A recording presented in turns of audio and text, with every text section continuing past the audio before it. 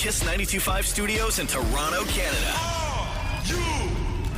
Ladies and gentlemen, This is Roz and Mocha. it's Roz and Mocha. What's going on? Hey guys, this is Bruno Mars. This is Selena Gomez. Chainsmokers. Lady Gaga. Calvin Harris. Celestia Cara. This is Ed Sheeran. You're listening to my boys Roz and Mocha. Roz and Mocha. My boys Roz and Mocha. The Roz and Mocha Show. Between Roz and Mocha, who is your favorite? Mocha. You guys are so funny, man. Congratulations, Lisa! Wow! You just won $1,000. That's amazing. Y'all just made my entire morning. Keep it up. You guys are awesome, man. This is the Roz and Mocha Show podcast.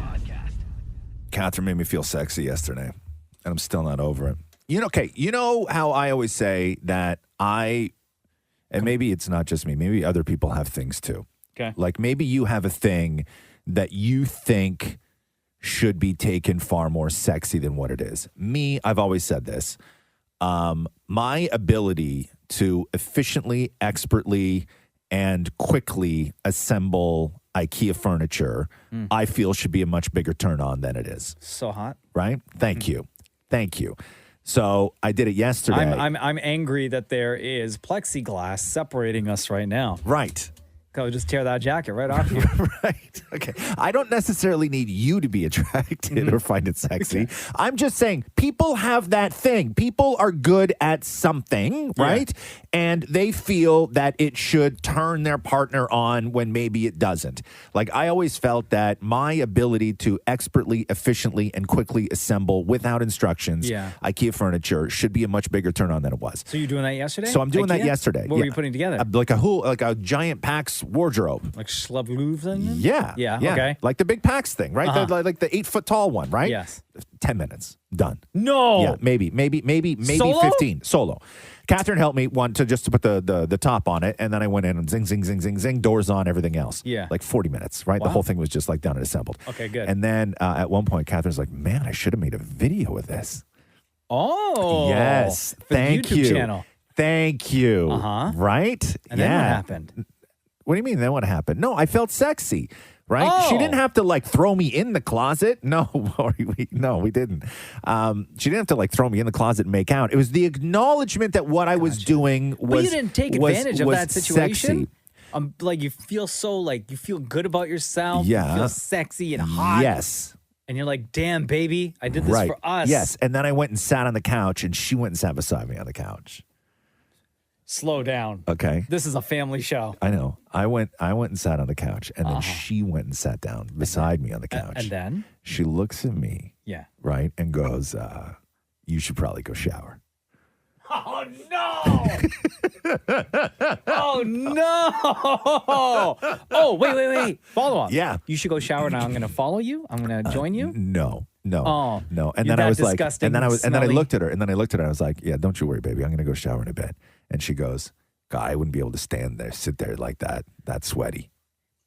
I don't know how you do it. Wow. Yeah. And then I was like, okay, cool. And then I went and took a shower. Oh, no. But for one brief moment, my thing happened. Okay. And I don't know what it is for you or for anybody listening. If you have something that you feel should be taken far more sexy than it is, some skill that you're good at and it doesn't get acknowledged, just let us know.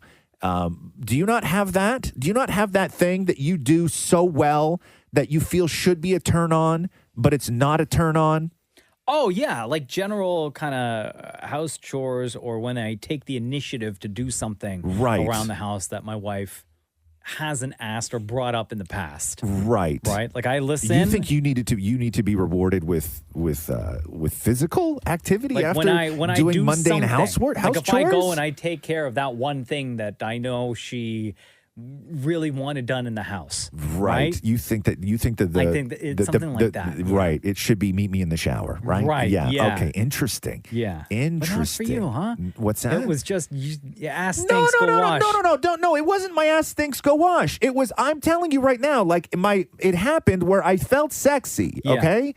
Where the acknowledgement happened of how wonderful I was, and it turned into like she saw me in a different way. Okay? One text Yes. reads this. Yes. Is how you text. Interesting. This is sexy. Let's be real. Only a smooth, cool dude like Ross Okay, can pull that off. Stop. Stop. Another person said, for me, cleaning the whole house on my days off on Friday. Oh, that should be a big turn on, but maybe it's not. That's the one thing. Maybe it's not a big turn on. I guess it's just things around your home. Right. That you because get done. Projects. Not necessarily. Like I think my ability to evenly pour 2 glasses of something perfectly without measuring is sexy or should be considered to be sexy. Really? Yeah. You don't think so? Another text reads, come on, this has to be a troll job. Okay, go. Hit me. I can swing a lightsaber, and I think it should be sexy. Yes! Not dorky. Right.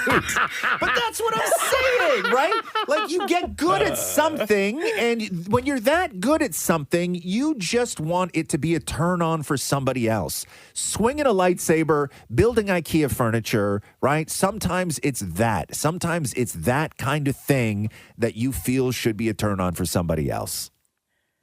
Mocha, sorry to disappoint, but you don't get a gold star for doing something that your partner does every day. Oh, wow. Damn.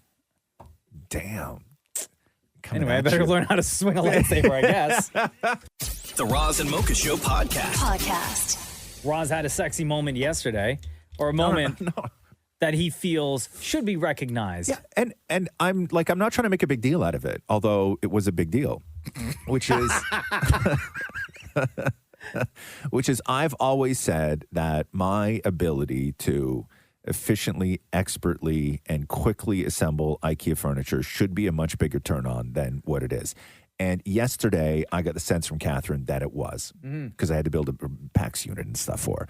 So that's all I'm saying is I'm just saying that some people have that thing that they're good at, that they're so good at it. Yeah. And it's not what you do for a living, and it's not what you do in the gym and all this. It's just like that one weird thing that you're so good at, and you may get recognized for it, but you just truly believe that it should be a bigger turn on than what it is. And I got that yesterday. I got that validation yesterday. It was wonderful. 925-555. Here's some of the texts.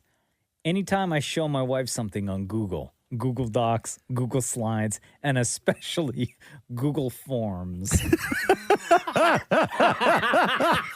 You want your wife to be turned on by Google Forms?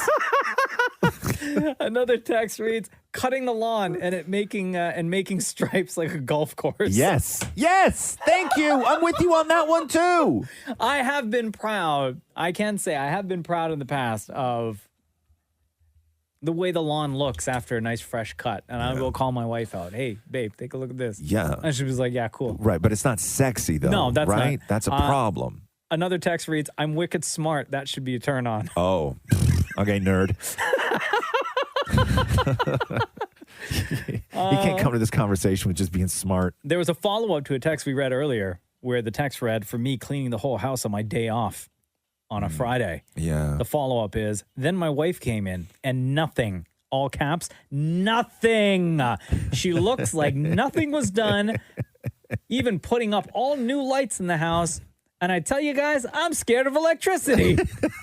Wow, that's harsh. Yeah, like that guy who said his ability to swing a lightsaber should be a much bigger turn on than what it is. And I'm sure in some worlds, in some circles, in some places with some people it is. Yeah. Right? You just got to find that spot and those people. I'm not saying, leave your family for it. Fixing the... What? Fixing the inputs on the TV so that the DVD player works. That should be a turn on. Yes. Why isn't that a turn on? like setting up your home entertainment properly? Yes. Your ability to efficiently, expertly, and quickly run HDMI cables should be a... Oh, and hide them in the wall and everything. Yes. Thank you. You notice that we only use one remote now and not 5, right? Okay, let's get it on. Here, another text. Totally agree with Roz. I had a moment last week fixing my girlfriend's curtain rods, and she sat there on the couch saying that is so hot. Yes, stuff like that, man. 100% when my boyfriend builds things and just knows how to fix things, like a clogged sink, a broken dishwasher, etc. So hot. Thank you. Somebody said, anytime I barbecue food... Snow plowing a property efficiently and then looking back and admiring your work. Flipping an egg without breaking the yolk. Oh, get on me. Plugging and unplugging the Wi-Fi router just to fix it. Come on. But yes, if you feel, I think that we all have that thing, man. Oh, here. I think we all have that thing that we do that we're just really good at, like better than most, and we just want to be acknowledge that it is a turn on. I'll end on this one here. Yeah. One trip from the car, balancing everything in one trip into the house. Yes. From the car into the house, regardless of the amount of stuff. Right. And when you get in, you should drop the parcels and your clothes. Right? Oh, so hot. Very hard things, Roz and Mocha's very hard things. Oh, my goodness. Everybody, get ready for it. Very hard things with Dammit Maury and his husband, Dammit Matthew, who are professional bickerers, especially with each other. It's wonderful. Oh. Very hard things. How this started was, there's just certain things that we just all assume, and they just are the way they are. Like, what color is a mirror? Give a definition to the word the. These are all things that they've had to do in the past, and simple things that become very difficult to explain if you're ever asked to explain why the way they are the way they are.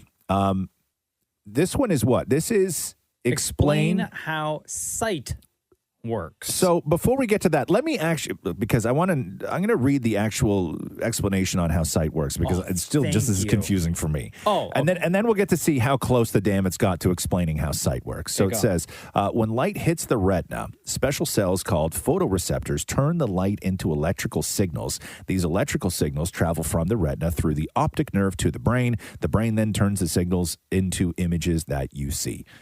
Duh. Thank you. I don't even know. Simple. It still makes no sense to me. But okay. But that's the explanation. So how did the Damnits do? Matthew. He's crazy. If you come here now, I'll go get you ice cream. Yeah, you better. Bribing, now you are. Bribing. Very hard things. So hard. Okay, explain how sight works. Oh, I have to ask a question, because throughout this segment, you're going to hear, there's like, it sounds like farting, but I know it's not farting, but there's like groaning. Like, you guys have the dog in there and you're petting the dog. Okay, because it's a little bit distracting at times. Okay. And you can't ignore it. Okay. All right? I think it's more to do with your brain. Your brain is deciphering the messages. Like, so then why do we need an eyeball? That's how you actually physically see it. It's like the computer is what you're seeing and reading on screen, but really, what you really need is that keyboard to type. You know? So your eyes are the keyboard? I don't know. Or like, you're staring at a television, but it wouldn't be nothing without the remote control. Do you know what I mean? So our eyes are the remote control. I guess so. There's something about a mirror in your eyes, and it's reflected, and it goes in, and whatever the light, blah, blah, blah, something bouncing back, and there you go. No, but how does it work? How is my eyeball, an eyeball, seeing you? Your brain. It has to do with your brain. Your brain is what knows what the images are, and your eye is what makes you see it. Okay, then what are the different parts of the eyes? Like, where's the cornea? Where's the pupil? Like, what are the different parts of the eyes? The pupil is, I think, the black part of your eye in the middle. The cornea is maybe around that, you know, the color. And how do they work together? I don't know. They work together somehow, and they tell you what your images are that you're seeing. You can't damage the cornea, so I think that protects your eye. What else is in the eye? Like lubricant. Your tears are in your eyes. Yeah. Okay, for someone who can't see, what part of the eye isn't working then? What is causing the disconnect? I don't know, but I want to say the pupil, because they're not dilating or something. So what is the difference between sight and seeing? The same, the same thing. It's the same. Do we see everything right side up? No, I bet you it's upside down, and then the brain makes it right side up. I bet you that's it. Why's that?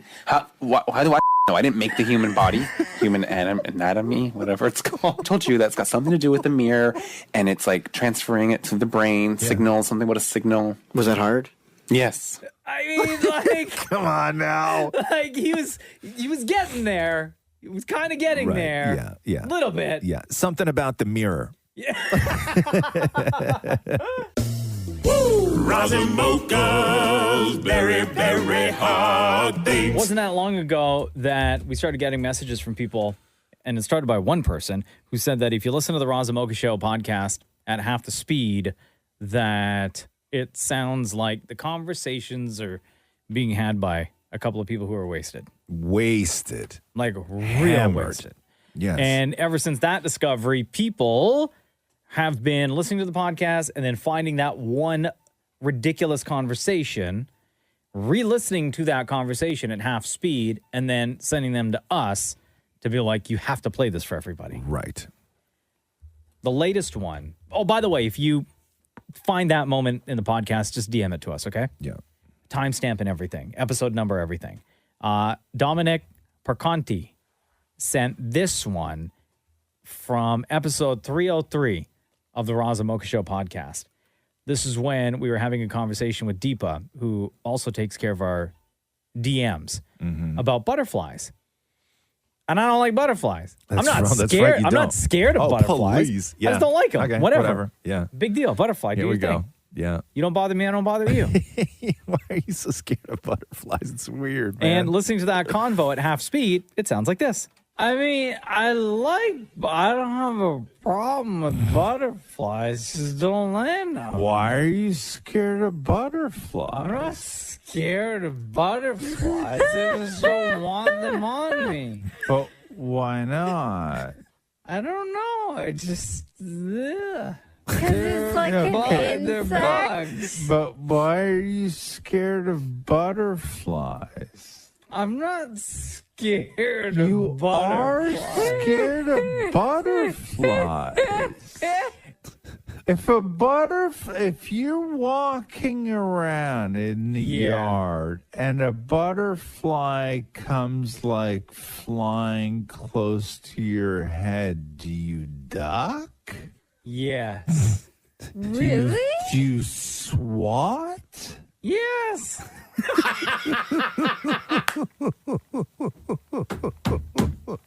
Yeah. Wasted, right? Wasted. Wasted. I think I got another one here. Hold on. What's this? I don't know. I just. Hold on. This one, Alexandra Nicolaitis sent us this one. We were talking about MGK and Megan Fox. Oh, This is Machine from- Gun Kelly. Yes. Yeah. This is episode 307, by the way. Slow down, half speed listening to the podcast. It sounds like Roz and I, and the conversation is happening between two drunk people.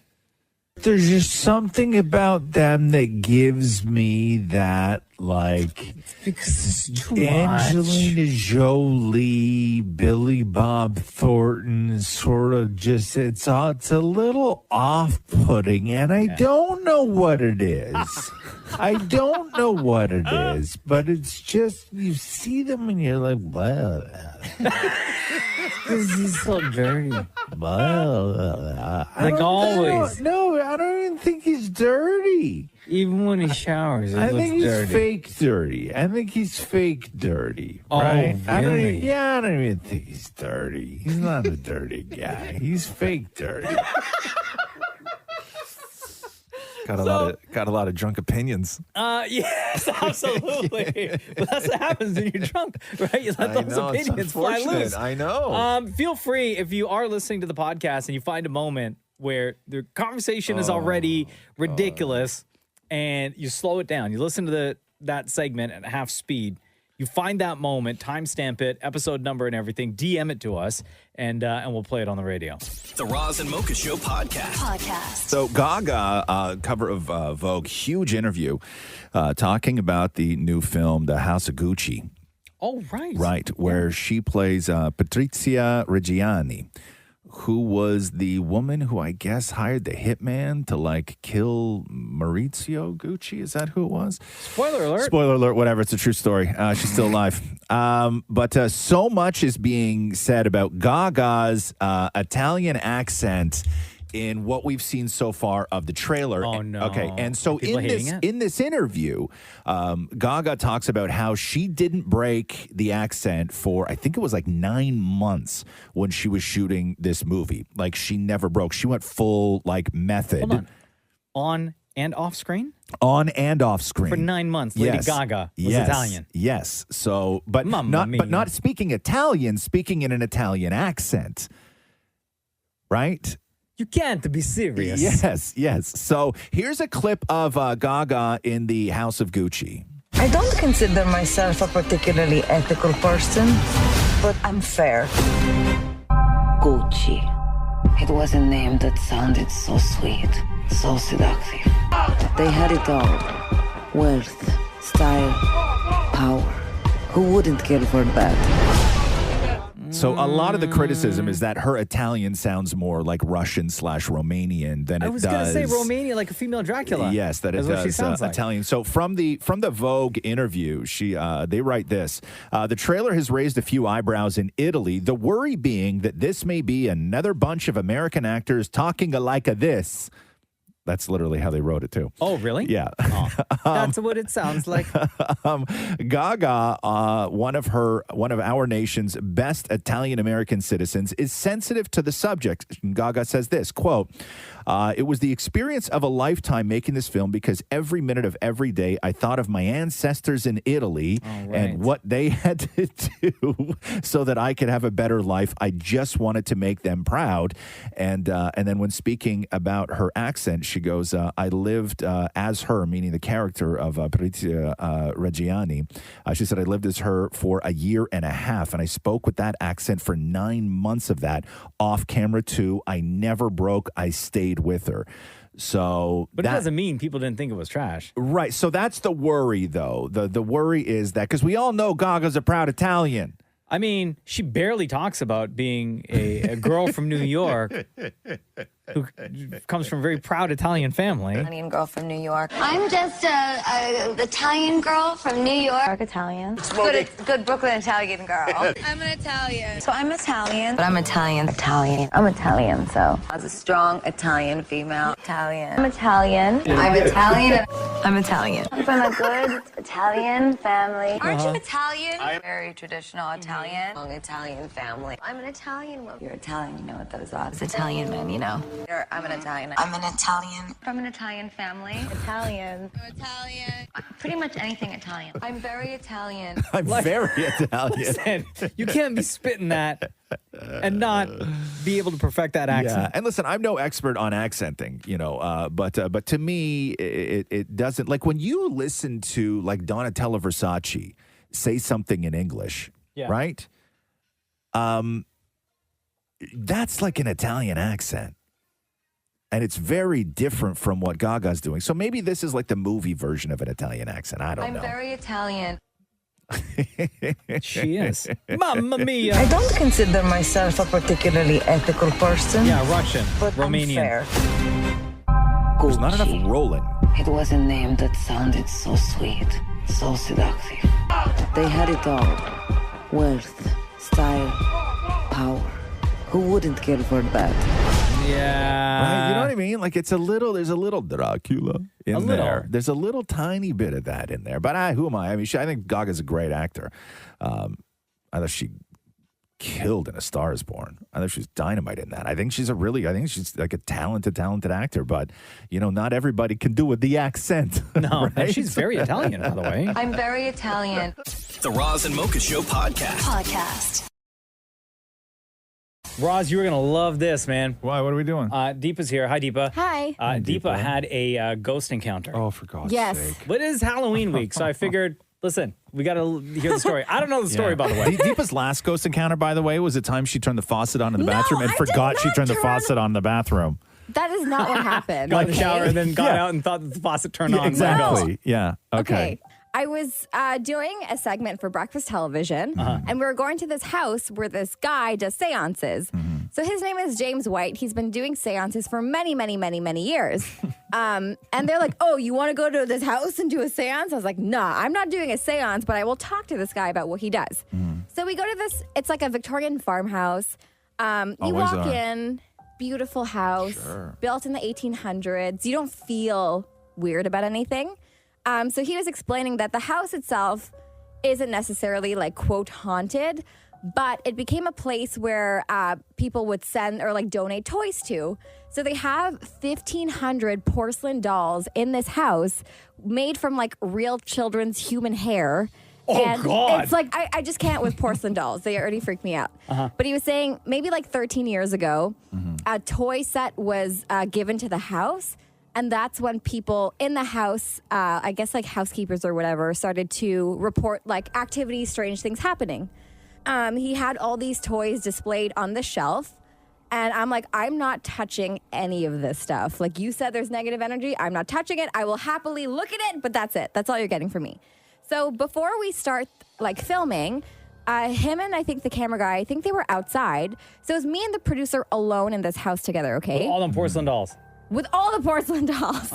So I'm getting my headphones ready to connect to the control room. I walk into the room that he does these seances, and the producer is standing in front of the shelf, ringing this bell that is on the shelf. And she's just like, ring, ring, ring. And she's looking at it and she's playing with it. And I was like, look, I don't know what you're doing, but I would not touch that. Because he literally just said, things in this house have connections to them. So she put it down, didn't think anything of it. Maybe like 5 minutes later, the camera guy and James come back in the room, okay? We're sitting, we're chatting. We're about to go live for the first hit. And the producer stands up in the middle of the room. And she's like, spirits, if you are with us today, make your presence be known during our live hit. And we're all like, oh, you producing ghosts? Like, we're just making fun of the whole situation, right? So we are in a room that's just like across from the room that these seances happen. I'm in the middle of a conversation with James about like some of the weird things that have happened during his seances. And as I'm talking to him, all I hear from the next room is ding, ding, ding, ding, ding, ding, ding, like a bell rang and then stopped. So if you look back at the video, because it's online, James and I turn at the exact same time. And I was like, I'm sorry, did you guys hear a bell? So the producer like ran into the room because she was closest to it. And the camera guy also turned his head. So we all heard this. And I was supposed to be talking to him about like what he does. And I was like, I'm sorry, I just have to go see this. So I make my way into the hallway. And I felt like, you know when you get a bad feeling like there's something negative there? And I screamed and I ran back in the room. And I was like, I don't know what on earth is happening. And this is live, okay? Like I'm supposed to be doing my job and I'm freaking out. So we go into the room together. He's ringing these different bells to see if like one of them sounded like what we heard. And all I could say was, Samantha was in here ringing a bell on her own. And I came in and I saw her doing this thing. So like nobody else knew. They weren't even there with us. This is something between her and I. Go back in the room. We start talking again about this doll named Andy who's haunted. So I'm looking at the producer now, waiting to get like a cue, like wrap up or whatever. As I'm looking at her, all I hear is from like right behind her, and she physically jumped.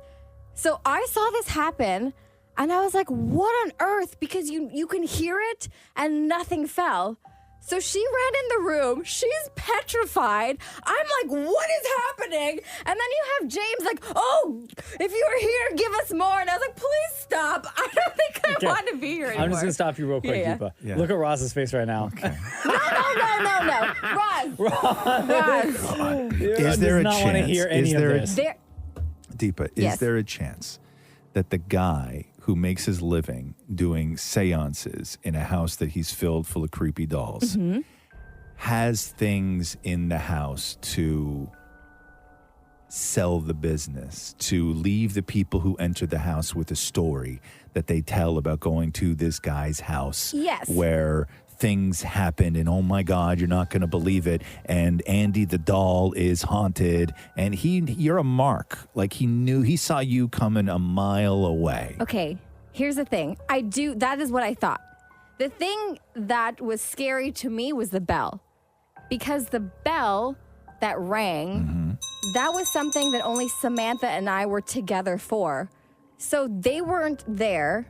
she's ringing this bell, and I was like, maybe you should stop because you don't know what you're touching. Okay, but is there also a chance that this guy, James, has somebody else who's like secretly in the house? Maybe somebody else was there in the house while... Maybe everybody But gets we got the a bell. whole tour. See, that's the thing. That's why I'm like, because we were in the house together. We went through the entire house together, and he's showing us everything. So it was the four of us all together in that room. He's given this tour like every single day. No, it was just so Planned out. creepy. I don't believe it. You went to a haunted house on Halloween, right? But it's not a haunted house. It's like it's is a it? house. Is it not a haunted house? You just told us that it was a haunted he said house. the house itself is not haunted. There are attachments apparently to these toys. Okay. Oh my gosh, Roz, Okay, this is okay. totally real. It's totally real. Happy Halloween, Deepa. I got you. Good. Wow. Wow. Shemin's gonna go to the seance. Go for it. Why Enjoy. not? Have fun. Yeah. We'll talk to Shem after he's done. Yeah, have fun. Thank you, Enjoy. Deepa. Roz and Mocha's Fix My Life. What advice can you guys give me? Okay, so my question is... Got a problem you can't fix? Roz and Mocha got you. Daniela, hello. It's Roz and Mocha. How's it going today? I'm good, how are you? Good. What's on your mind today? What can I do to enjoy every last moment with my best friend before she moves away? Oh, okay. Yeah, so you know this. Roz and Mocha Fix My Life. My best friend of 20 years is moving out to Edmonton, and it is killing me. We do everything together. Even our daughters are best friends. I know she's not moving until June, but my heart is so broken. Oh, no. That's terrible. Not to rub it in, but sorry. So what, we know how you feel about it, but how does she feel about it? She's nervous and excited. She's moving away because her husband got a big promotion with his company. Yeah. So she has to move down to Edmonton. And you've never been apart? Like you guys did, like one of you didn't go off to college for a couple of years and then come back kind of thing? No, we're together like 24/7. We call each other every day. I watch her daughter.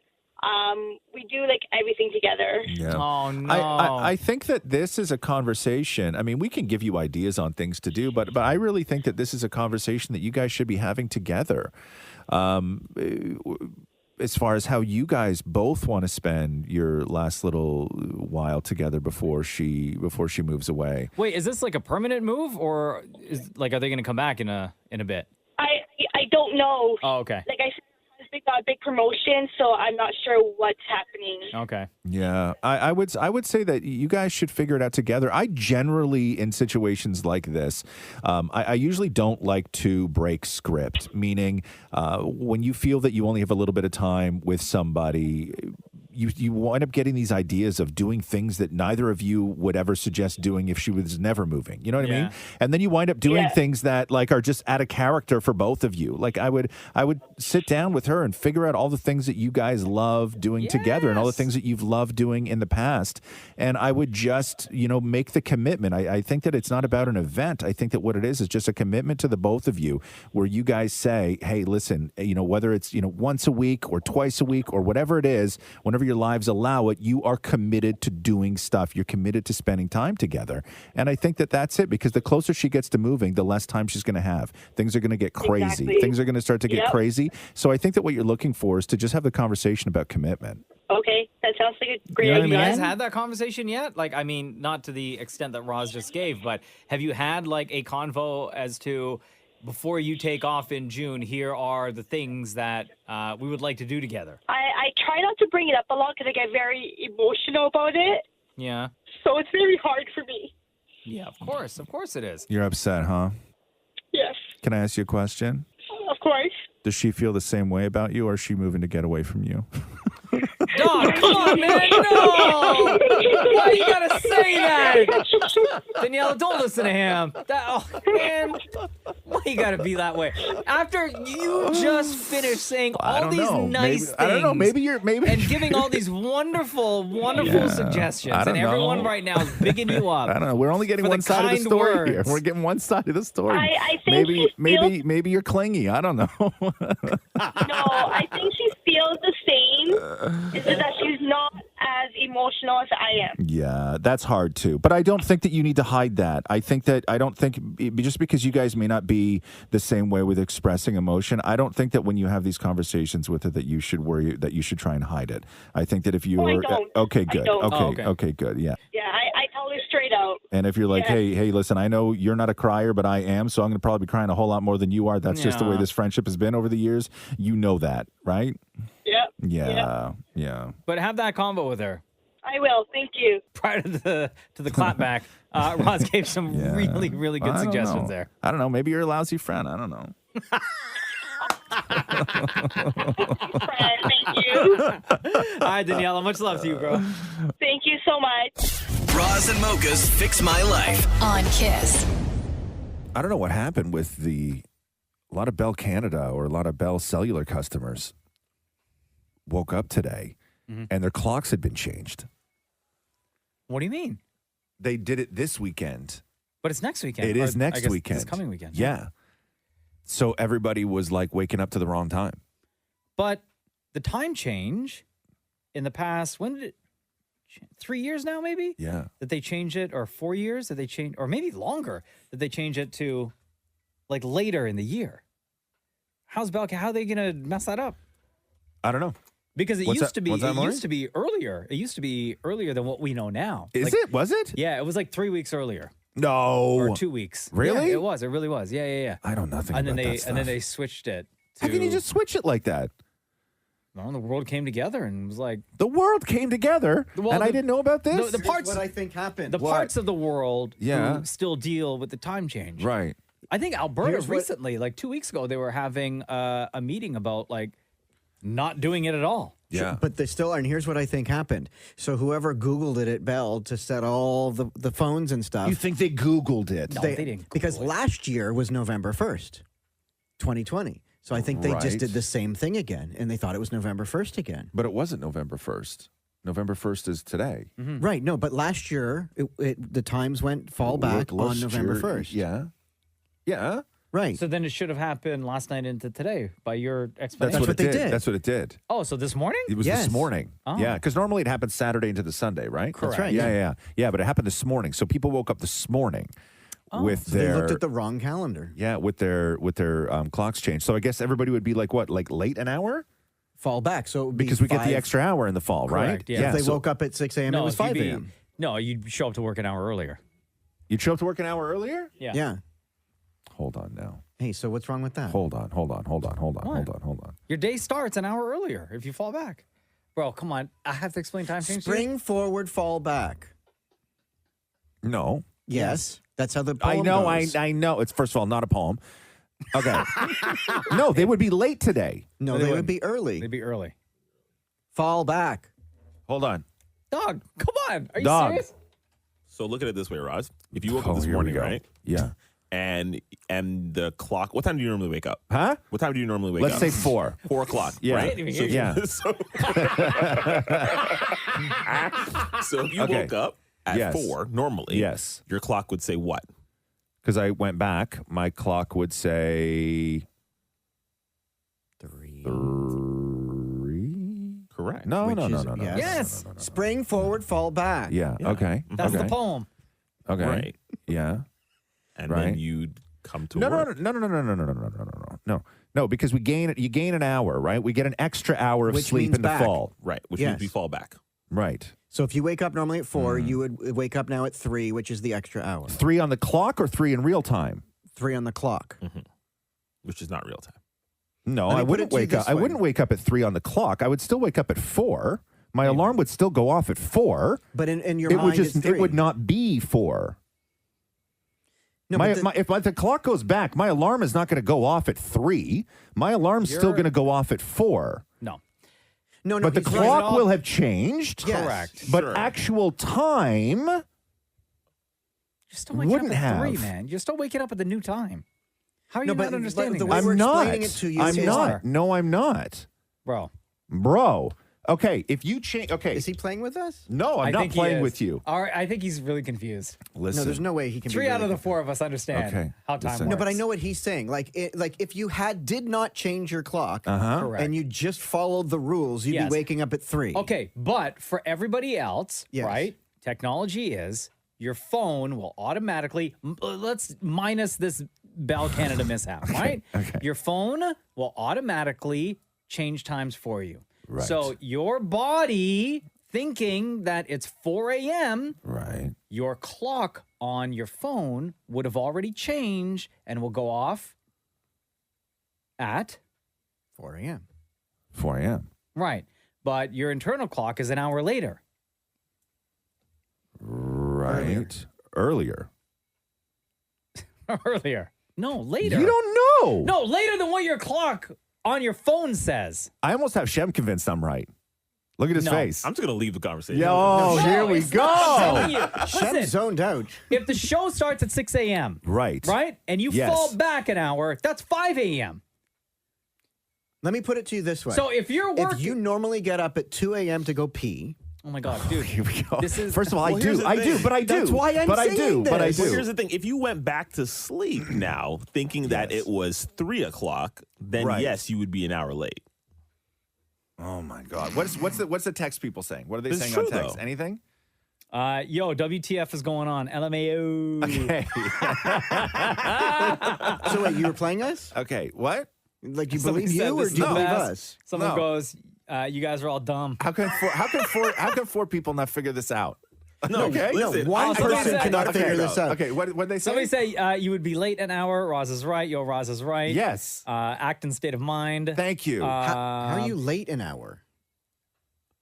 Because, and here's why he would be late an hour. Because, oh God, I can't believe I'm agreeing with Roz. Thank Jeez. you. Oh God. Oh, so here's the deal. Yeah. If you woke up and your clock said Yes. 3 o'clock, right? Because the clock went back an hour incorrectly, you might say, oh, well, I got an extra hour of sleep. So you go back to sleep, but you'd be an hour late. Because that's- really, in real time, it would be 5 o'clock by the time you woke up because your clock would say 4. So yes, Roz is correct. That makes no sense. It makes absolute sense. No, if you wake up at 4, like Yeah. you normally would wake up at 4, everyone else's clock says 3, you're getting up at 4. I have no idea what he just said. No, though everyone who's not a Bell customer got up at 4. Roz got up Oh my at God! Now you're talking about the mistake. No, I still say Roz Okay, is wrong. okay, well, let's You're pause. still Let's wrong. put a pin in this. Okay, let's put a pin in this. And then get to it an hour later. No. The Roz and Mocha Show podcast. Daylight saving time ends this weekend. This is where we fall back. Gain an hour of sleep. Sure do. And in your day, I guess. So there was that problem with a lot of Bell Mobility phones where the time change happened last night going into today. So it screwed a lot of people up because their phones automatically changed. It was like some sort of glitch, or because it was November 1st last year, happened again this year by mistake. So the question we were having was the heated debate in here, because apparently we're all idiots. Yeah.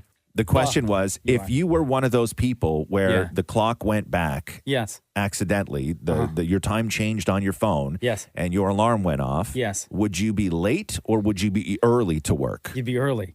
And because I the said, clock falls back an hour, right? You'd be early. interesting. I still say late. I still say late. Hold Fabian, on. it's Ron Zamoka. Do not swear. How you doing, brother? Well, I'm right. How are you? Good. Just yelling at my radio. What do you want to say, Fabian? You're wrong, Roz. I'm wrong. All right, You're wrong. Okay. I needed. This is what I needed. I needed an absolute pothead to tell me that I was wrong. Hey, man. Don't, come on, man. Come on. You're wrong, bro. You're wrong. Okay. If the time went back, okay, if the time went back, let's say you woke up at 6 a.m. normally. If the time went back, it went back to 5 a.m. Right. Your alarm went off, and you set your alarm for 5 a.m., your alarm would wake up at 5 a.m., meaning you'd be early. You wouldn't be on time. You'd be early. But if you slept in because you thought you were early 100%, you'd be late. But if you woke up at the time that you said, you would be early. So that solves it then, huh? I'm still so confused, man. I'm still so confused. Thank you, How? thank you, Fabian. Thank you, Fabian. Thank you. Roz, I love you, bro. Yeah, I know, Just bro. out, I just love out you of too. curiosity, you already smoked this morning? No, that's not put me on the spot. No, you can't put me on that spot right now. You can't do that to me. Nothing to do with it. That has nothing to do with it. Nothing at all. That has nothing at all to do with it. Fabian, All right. we gotta take a next call. We Okay. love you, bro. Thank you, All Fabian. right, love you guys. Okay. Bye. Hi, it's Roz and Mocha. What's your name? Hi, my name's Kimberly. All right, go for it, Kimberly. Don't cuss. I am late for work because I thought that it was the wrong time. So, Roz, you're right. Well, why didn't you just get up on time? Sorry? Okay, so did this affect your phone? Yeah, it did, but not till like afterwards. So you were one of these people. Yes. Right. So your phone, your alarm normally goes off at what time? My alarm normally goes off at 3:30. Sorry, Okay. 4:30. 4:30, okay. But I use my clock alarm, not my phone alarm. So my clock so your phone still said the right time, but my your phone clock had alarm. changed. So I was like, okay, the phone's changed. I guess the phone's right. What's your name So again? now I'm like, Kimberly. Kimberly. Kimberly, you know what? What? You and Roz are correct. Yes. Now I'm seeing it. Yes. The Matrix, Yeah. Matrix is making sense. I see it now. Yes. Yes. Yes. You would be late for work. Correct. I am currently late for work. Right. Oh, damn, girl. All right, get your ass in gear, Kimberly. Pedal to the metal. And thank you. I'm working on it. All right, all right. Love you, Kimberly. Yes, now I see. Okay. The Matrix is all coming Right, together. yes. I now see it. You would be late for work. Yes. Yes. What I've been saying all along. Right. Oh, God. The Roz and Mocha Show podcast. There is a woman from North Carolina, TikToker. She got like 2.1 million followers, who posted this story on her account, which then Inside Edition picked up the story and had to talk to her about it.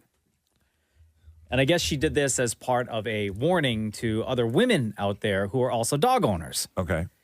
But she was telling the story of how she was out walking her dog, her German Shepherd, and a guy who appeared harmless, very friendly, stopped to talk to her, talk about the dog. Hey, can I pet your dog? Can I look at your dog? Whatever, right? And she was like, yeah, cool, no problem. Yeah.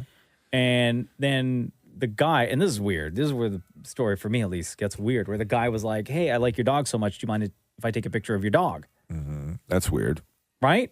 And then she was like, yeah, sure, no problem. And then a few hours later, she gets a text message from that guy who stopped her to talk to the German Shepherd, or talk to her about the German Shepherd, who then took a picture of the dog.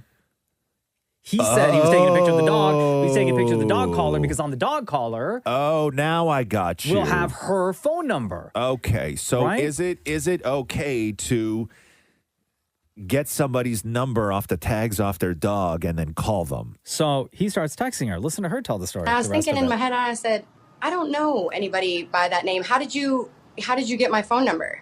And they said, oh, I got it off of your dog's collar. Why would anybody think that's okay just to get my phone number from my dog's collar? That's in case my dog gets lost. Wow. And then as Inside Edition is talking about this story. So the dog didn't answer, though. The dog did not answer. Okay, she answered. Okay, I got No you. cell service. Okay. And apparently this happens to other women. Really? Yes. Listen to this woman tell her story. Her name is Shay Grayson, where something similar, a guy approaches her. Hey, I like your dog. Can I pet your dog? Do you mind if I take a picture of your dog? Right. I noticed that he was actually holding up her dog collar and the dog tag. And then I realized that he was actually taking a picture of my address, which was on the dog tag, not of my dog. My home could be broken into, or whenever I took my dog out one day, he could be out there either to kidnap my dog or to do something to me. There were so many different things that could happen with him having my address. Like, I would never think of that at all. Wow. Never think of But that. texting, so he was texting, the other guy was texting her to like ask her out and stuff, right? See, Totally, this is the problem when you're so used to, everything is so shady. Yeah. Every like even the people with best intentions on Tinder and everything else, there's a shadiness to it, right? Where you are never 100% honest. And what blows me away is in that moment when you sort of see somebody, maybe you're attracted to them, you're at the dog park and everything else. In that moment, people no longer know how to interact with people face to face. Right. And because in that moment, it takes courage and a little vulnerability, and you got to put the words together to say, hey, listen, would it be cool if I got your phone number? You got to shoot your shot with the risk of being rejected. And that's what people don't know how to handle anymore. Yeah. So you were Sneakily. there in front of her. You could have asked. If she said no, you move on with your life. But people don't do that anymore because they don't know how to do that anymore. And then when you do something so like you this, take a picture of the like dog what this tag. guy did to these two separate incidents where it was like the same thing happened. You lie. You start off by lying. Hey, can I take a picture of your dog? Right. Yeah, everything is. And everything. then you sneakily take a picture of the collar enough to get the phone number. Everything's on there. filtered. Everything is filtered. So weird. Yeah. Anyway, be careful out there. The Roz and Mocha Show podcast. Movember has kicked off, and over the years, Movember has evolved in the messaging. And right now, the goal is to raise awareness of men's health issues, such as prostate cancer, testicular cancer, and men's suicide. And to date, the Movember Foundation has raised $837 million. Yeah. And has funded over 1,200 projects in more than 20 countries. Right. Which is wonderful. Fantastic. Is Maury growing a mustache? Are you growing a mustache right this year, Maury? You are? Okay. Yes. Nice. So, and you're clean shaven, correct? Right, Maury? Yeah, Starting you're clean off shaven fresh. now. So, Okay, let me see. Let me just inspect really quickly before we get to Shem. Let me just inspect this face. Okay, yeah. Well, I've lubed up. I'm ready to go. Okay, good. I like that. Shem was asked to be a what do you call that? A spokesperson, Ambassador for Movember, Okay. right? And he came in here all proud. Yeah. I was like, dog, day one, you like messed up already. Oh, You have to start clean shaven. Yeah, the rules of Movember state that you are to start clean shaven. You can't come in here with a mustache that's like been trimmed up. Well, look, to be honest with you, I really didn't realize that. I thought I just had to like not cut my mustache, so I was just not going to cut it. Also, bro, no beard. Yeah. So I said Right? to Shem, when you leave here today, you can't come back in here tomorrow unless you are fully clean shaven. If you are playing ambassador for Movember and everything that it stands for, you need to be just like what Maury did, clean shaven. You and Maury are going to look like a detective show. This is going to be incredible. Oh man, I look wild crazy without Who facial cares? hair. But listen, it's for a good cause. Absolutely. I've done it for 10 years. I look like an idiot when I grow a mustache, but it's for a great cause. And by the end of it, like Maury's mustache is thick, bro. Yeah, it looks like a broom. Yeah. Like one of those push brooms. Yeah, he looks like his old man. Yeah, it takes me a while to grow facial. Honestly, at the end of the month, it'll look just like this. Right. It'll look so? just like this. Absolutely. But you can't shape it down, though. Yeah, that's the thing right? though. That's part of the. You can't shape it out the way you have it shaped now. I don't know. Oh, but I love getting my hair cut every week. I know, but you guys, oh my God, please, the two of you doing it. Are you signed up? You're signed up? I have signed. Yeah? Absolutely. Okay, it's the same page I've always had. I just reignite. You just, okay, cool. And so what do people do? I don't even know what they do. Like, I what's tweeted out mine yesterday. You tweeted out yours yesterday. I just go tweeted to out mine today. Movember.com, and then you can search. But like if you follow Shem or Dan, Right. Oh, this is going to be And Mocha good. always, and I hope this is not always donates like a few $100 to mine. Right? Yeah? Yeah, anonymously. Yeah. How do you know it's me though? No, for real though. For real. No, I do it anonymously. Because you know why? Because I think that you tell him that you donate anonymously, right? But I think that one year you were the only person only one who donated, and so Maury knew exactly. So anytime you get an anonymous donation, No, it was only one. Yeah. Right. It was only one. So obviously the anonymous person was right. you, right? Anyway, Shem, you are not allowed back in here tomorrow unless you are fully clean shaven. Yes. Rules. Yes. Deal. And then you guys are both starting off on the same day. This is going to be fantastic. Are we naming our detective agency? No, we'll work on that later. I had one idea, but maybe I'll say it to you first off the air. Oh, jeez, it's one of Is those. it something you can say on the radio? Tell me. You can say it. That's fine. Okay, You get a cookies and pass. cream. Oh, there we go. The Roz and Mocha Show podcast. The Rock's new movie, Red Notice, hits Netflix next Friday. Yeah, which one's that now? That is the one with Ryan Reynolds. Oh, and the Ryan Reynolds one, right? Gal Gadot. Right. Art thieves. I think he plays like FBI agent, detective, whatever, right? Very inconspicuous. You would always hire a guy like Rock to be inconspicuous. Right? I swear I'm not with the cops. Narc! Come on, man.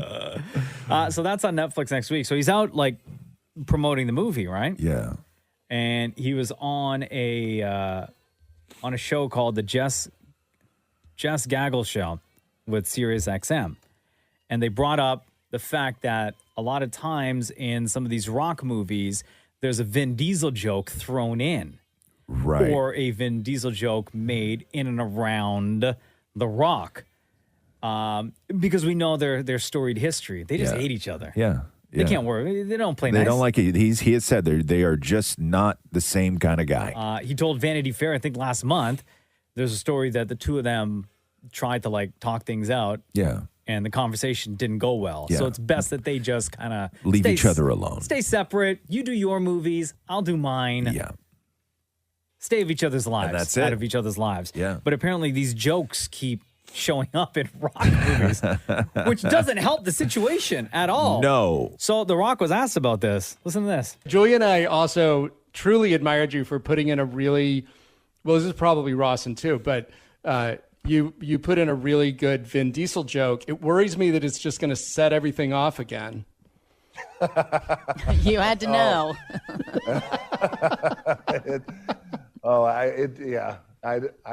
The jokes never end. People were asking me about that, and they find a way. And you know what's interesting is, these Vin Diesel jokes, which play great, by the way, to the audience, which is always a good thing, because it's all about them. But people think these jokes come from me, and they actually don't. I mean, you'd be surprised just how many people come to me with, "I got a great one." I'm like, okay. I got another great Vin Diesel. I'm sure you do. Always funny.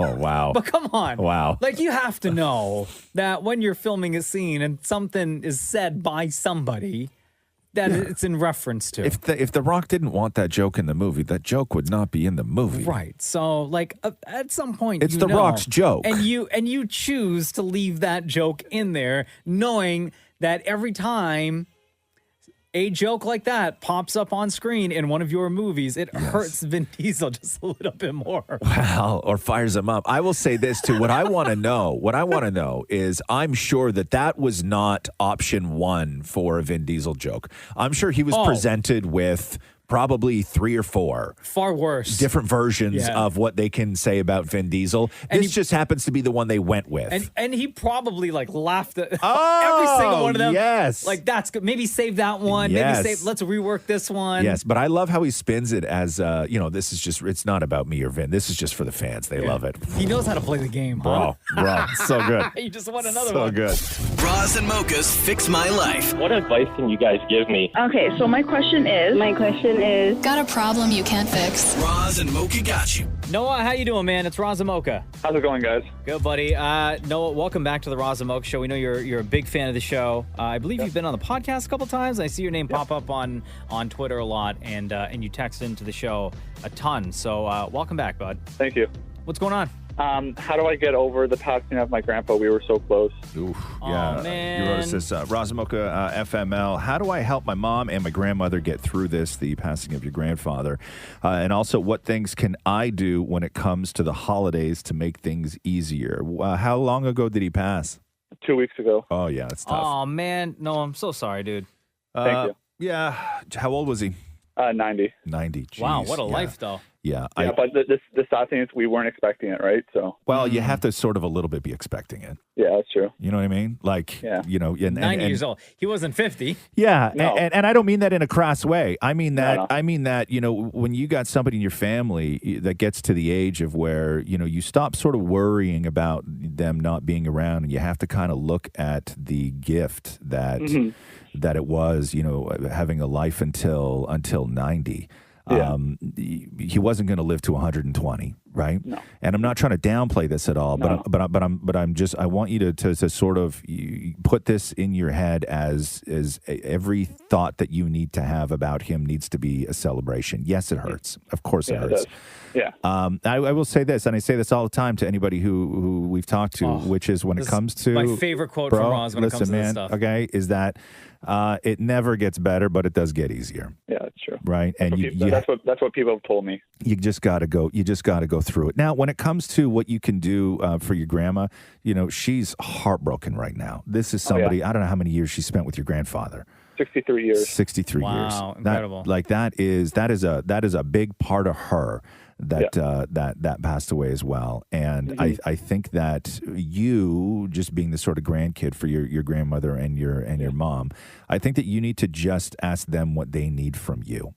You know, I think that's your play in all of this. And I think that you can be the one that is in charge of the sort of little celebrations about his life, as opposed to being a part of the sorrow of losing him. Yeah. Because that's why I've been because she can't really stay by herself during the evening. Yeah. So I've offered to stay every day of the week, kind of thing, and stay with her overnight and everything. So, Oh, that's nice, man. Yeah. And how's your ma doing? all right. Like, it's been hitting, like, for me and her and my me and my mom especially, been hitting in waves. But more my mom is just all of a sudden she thinks of something and then it hits her. Oh yeah, because every single thing that she does throughout the day, she's gonna be reminded of her father, right? She's gonna be like, oh, Dad did this, or Dad really enjoyed that, or you know, Dad, I know Dad would have hated this, right? So you're gonna constantly get that, right? Yeah, and it's hard because we the cottages that he built, like he rebuilt and everything. So like there's a wood shop in at the cottage and everything. And then when I've gone there, I haven't gone since he's passed, but I know when I go, it's gonna be hard, especially. Oh, buddy. So go and do this. Go and do the stuff that you guys like doing together. Mm-hmm. Yeah. What kind of stuff did he like to do in that wood shop? Like Just, woodworking or build fix stuff? Yeah. Are you into any of that stuff? Yeah. Oh yeah. I do that a bunch dude. of times when I have when I'm not working during the day, like on the weekends. I just built a small table by myself and then sick. Yeah. So why don't you go up to the cottage and go sit in that woodshed and build something and give it to your grandmother or your mother? Yeah, I would Right? I would go Using and, his tools and stuff. Yeah, I would just go and do the things that you guys enjoyed doing, and because that's the stuff that, like, what winds up happening when somebody dies. Okay, is that the first things that hurt. Okay, are you see a pair of their shoes, or their favorite blanket or whatever, all that stuff. But then what you realize sort of hurts the most is the space that they occupied is now empty, right? Yeah. And that's what you wind up, feeling the most. You miss the fun. And I would say that that is the quickest way to sort of start feeling better about the life that they lived, is when, you can do the things that you guys enjoyed doing together and you don't feel guilty about it. You actually feel like you're honoring them in a way. Mm-hmm. Like, what do I do? Like, what I do when it comes to like Christmas and like the holidays, because this is gonna be the first holiday coming up, right? Yeah, I think that I think you read the room. I think that your mom, believe me, your mom and your grandmother are built for this, and they may not know it yet, but they are, and they're gonna let you know what they need from you. And maybe this is the year you cook, and you screw it up spectacularly, and it's a disaster, and it's a brand new story, or they get so frustrated watching you in the kitchen that they come in and take over, and then they get to bond and do the thing and all this other stuff. But I think that your job in all of this is to just find out what they need from you. Yeah, and then keep offering like to stay over and everything too. Right, I guess. Oh, of course, sure. man. Yeah.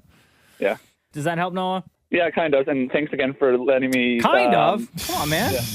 No, I'm it just does. kidding. It I'm does. so kidding. I'm so kidding. No. Noah, you know how much we love you, bro, and we appreciate all your support throughout the years, man. Yeah, and I've been listening since day one from you guys, and when it happened, I listened to the podcast and the show, and it got me through, especially when it was Roz's birthday.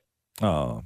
Thank you, man. Wait, Roz's birthday because of all the roasting, or because of like the big celebration? No, the roasting. We don't need to get into the specifics, bro. Okay. Noah is a real fan. We don't need to get into the specifics. You could have just said it helped. Okay. I don't need to know why. Especially Shem's song. Okay, fine. Yeah, man. Listen. Okay, we're good. I love you lots, Noah. You take care, bro. Thanks, guys. Roz and Mocha's Fix My Life on Kiss. Yes, Queen. Yes, Queen. Yeah. What's going on? How are you? How's everybody? Oh, Good? Good. Yeah? Good. Yeah, man. Yeah. Good. Yeah. Don't you even worry. I don't often talk about the Masked Singer, just because it's so visual, and the show is fun for like the first season, and then after a while, I don't know about the Masked Singer, man. But they did a reveal. Was it last night on the Masked Singer? Last night on the Masked Singer. And the criticism has always been that there's no way that these people are actually singing live underneath those costumes, because for some people it just sounds too good. Like it just sounds too perfect, right? And then they take the mask off. No interference from the mask. Like nothing. Like it wouldn't right? sound muffled or anything like that. And they right? swear that they're all singing live. And I'm like, there's no way everybody is that decent of a singer. And then you wonder what it would sound like if they actually had a star on there with who, because most people can't sing, right? Who actually couldn't sing. And so the beach ball character on The Masked Singer was revealed last night. And inside the beach ball was two people. So It's a big beach ball. Yeah, thank you. So at the end of this clip, you'll hear the reveal, but listen to what may be the worst performance on a competitive singing show that you may ever hear. My tummy's turning and I'm feeling kind of homesick. Oh my God. Okay, just keep going. Oh my God.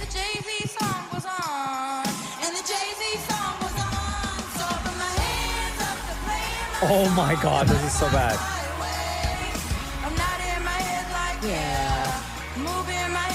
Yeah. The people have spoken. The singer headed home. Tonight is beach ball. Oh my God. It's time for the beach ball to take it off. Take it off. Hold on, before I play it, Yes. is it, can I guess? Yes. Because I have no idea. Yes. Is it one of the Kardashians? No, it's two people. It's two people. Is it two of the Kardashians? No, it's not two of the Kardashians. Oh, way better. No! Who was in the back of the ball? She was in the back of the ball. You know, I got to be the star of the show. There it is. Holy! Okay, so to me, this is what the show realistically should sound like more often. Yes. When you bring people on who aren't trained singers and they say they don't do anything to the voices, they don't auto-tune it, they don't do anything, this is what people who can't sing like. Oh my God, I got to hear this again. Now that I know Yes. it's Honey BooBoo And her June mom, BooBoo. Mama June. My tummy's turning and I'm feeling kind of homesick. Too much pressure and I'm nervous. Yeah, makes sense now. Jackie man turned on the radio and the Jay-Z song was on. And the Jay-Z song was on. Oh God. And the Jay-Z song was on. So I put my hands up to play my This is so bad. The best? moving my hips like But that's what it should The sound people like. have spoken. Yeah, I Nick Cannon, guess. thank you. But that's what that's what the show should sound like to me when you bring people on who can't sing. Yeah. There should be more of this. But the problem is that it's almost unwatchable, right? Nobody's going to watch a half hour of people singing like this. Oh, hell no. Right? My tummy's turning and I'm feeling kind of homesick. Too much pressure and I'm Honey nervous. BooBoo and Mama June. Jackie man turned on the radio. You better red neck and eyes. Yeah. And the Jay-Z song was on. And the Jay-Z song was on. So I put my hands up. Oh, that is the absolute worst. The Roz and Mocha Show podcast. I was just reading a story, hold on here, that sort of validated something I had said years ago about Ed Sheeran. Oh no, you're not going to ruin Ed Sheeran for me, are you? No. Tell me. Hold on here. Let me just read you this headline. I mean, it was, hold on here. Ed Sheeran admits that he avoids urinals because fans try to sneak peek. When That's just rude. When he's at the urinal. And I had said that one of the most shocking things to me when a lot of weird things happen when you start working on television, right? Mm-hmm. And that to me was the weirdest, and it happened the fastest, which is, you would go to a urinal and the person next to you would recognize you, and instead of saying hi, their eyes would dart down, right? That's so weird, Just though. trying to Why get would you do that? trying to get a Why? peek. So you can go back to your friends and I guess, yeah. be like, I saw Roz, you'll never guess how small it is? What? Well, I mean, I was thinking more of just like a invasion of privacy in space that too, and yes. being rude. Right, that too, I yes. wasn't necessarily worried that They would go back to the table and rumors say that. were going to start. Oh, okay. The privacy thing. Yes. Right? That it's just, too. That Of it's course. just rude. Of course. Right? And super rude. Wow. So anyway, so Ed Sheeran says that he does the same thing. He goes, my rule usually is I don't go to urinals. There will be 20 urinals, and I'll stand at the end and then someone will come and stand right next to me just to have a look. So my rule is I just don't. So he just waits. You play that long waiting game. Yeah. Yeah, not cool. Right? Like, And people extremely peek. rude. People peek. I've never used one. You've never used a urinal? Never. That's a lie. I don't believe No, that. I've never used I've seen one. you use a urinal. No, you haven't. Really? No, I'll wait for the toilet. I will not. I don't know how. What do you mean you don't know how to use I a always urinal? stand there and it's like higher. Like I don't know. What do you mean? Like the. Like you need a step stool? Okay, hold on here. Have you ever peed outside before? Have I ever peed outside? Yeah. No. You've never peed outside? No. You've I find never that very like... hard to Sorry, believe. behind a bush. Okay. I shouldn't have had to be that specific. Right. Right? Like, I We're shouldn't not have had to talking have about- said, have you ever peed outside behind a bush? Uh-huh. Right? Outside is outside. On a Wednesday when it's real sunny. Right. Thank you. Yeah. In June. Okay. So wait a second. So you've never used a urinal? Never. Why have you never used a urinal? What do you mean you It's a don't know combination how? of what Ed Sheeran's talking about, like fear. Right. You know, for people to see how.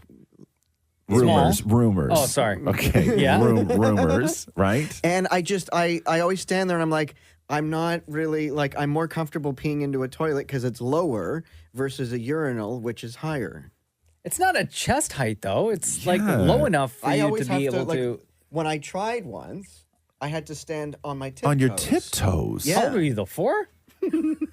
Of course. Like, when's the last time you tried? Oh God, years ago. Like when you were a child? No. Like a grown man. I haven't since I've stopped growing.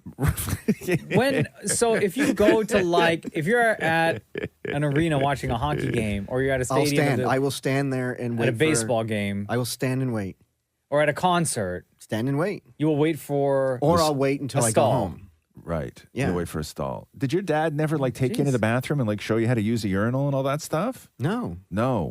You had to And learn. I've gone to a public bathroom with my dad, Frank, and Yeah. I'll wait for the toilet. Right. And he thinks I'm crazy. Right. And he'll go stand in a urinal, and I'll absolutely not stand and pee next to my dad. You won't. No way. Because you think he's going to peek? Yes. Oh, wow. Oh no! Wow. Oh, what? Like be embarrassed? Wow. Oh, my God. Oh, my God. The Roz and Mocha Show podcast. Hello, Roz and Mocha. Just wanted to say thank you guys, first of all, for the podcast. Once I found that out, my life has been so much better. Oh, what's your name? Zia. How long ago did you discover the podcast, or that we had one? About 2 months ago. Before Oh, that, I kind of listened to on and off, but I did listen to it back in 2008 for a while, but then university and all that stuff. And then just since 2019, I've been kind of in a slump. Why?